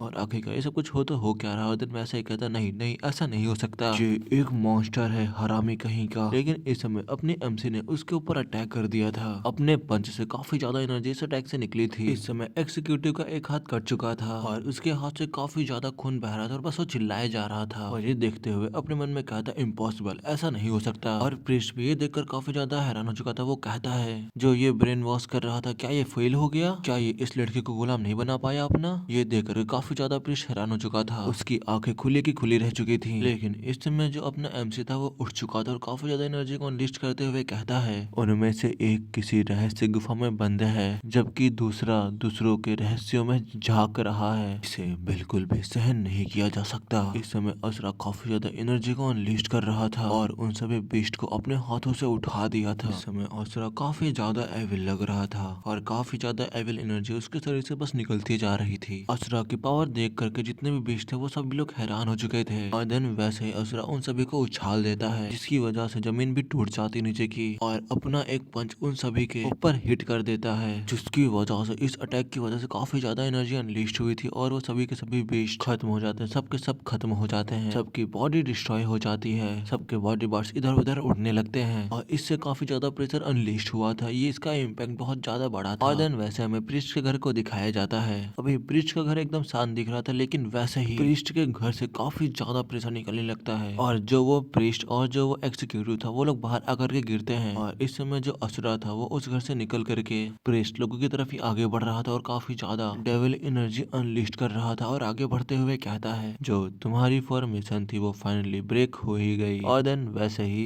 एग्जीक्यूटिव की तरफ देखते हुए कहता है, ये ऑलरेडी ही होपलेस बन चुके हैं। और देन उस एग्जीक्यूटिव को देखने के बाद वैसे ही प्रिस्ट की तरफ देखने लगता है। इस समय जो प्रिस्ट था वो भी इस समय बस नीचे गिर चुका था, लेकिन जब वो प्रिस्ट गिरा हुआ था वैसे ही जो अपना असुरा होता है उसके बालों को पकड़ लेता है, जिसकी वजह से प्रिस्ट चिल्लाने लगता है। असुरा प्रिस्ट से कहता है, ये तुम्हारा आखिरी चांस है, मुझे बताओ कैसोरेक कहाँ पर है। लेकिन इस समय जो प्रिस्ट था वो काफी ज्यादा चिल्ला रहा था। तो गाइस इसी के साथ ये वाला एपिसोड यहीं पे खत्म करते हैं। और अगर तुम लोग चाहते हो कि मैं इसकी स्टोरी सबसे पहले खत्म करूं तो बस तुम मुझे कमेंट में बता देना, तो मैं सबसे पहले इसी की स्टोरी कंप्लीट करूंगा, क्योंकि इसके अभी कुछ ज्यादा चैप्टर्स है नहीं और अभी ये ऑन गोइंग है। जैसे कि हेवनली डीमन के हफ्ते में एक वीडियो आती है, वैसे ही इसका भी एक चैप्टर आता है हफ्ते में। तो बताना, इसके बस 10-15 चैप्टर है, वो मैं जल्दी जल्दी खत्म कर दूंगा और फिर हफ्ते में हेवनली डीमन की तरह इसके भी हफ्ते में एक वीडियो आया करेगी। और फिर जैसे ही ये स्टोरी खत्म होगी मैं वैसे ही लाइटनिंग जीनियस को स्टार्ट कर दूंगा। तो सभी लोग हाइप कर देना, लाइक शेयर कमेंट सब्सक्राइब भी कर देना। अब मिलते हैं इसके कल नेक्स्ट एपिसोड में, तब तक के लिए सबको बाय बाय टाटा।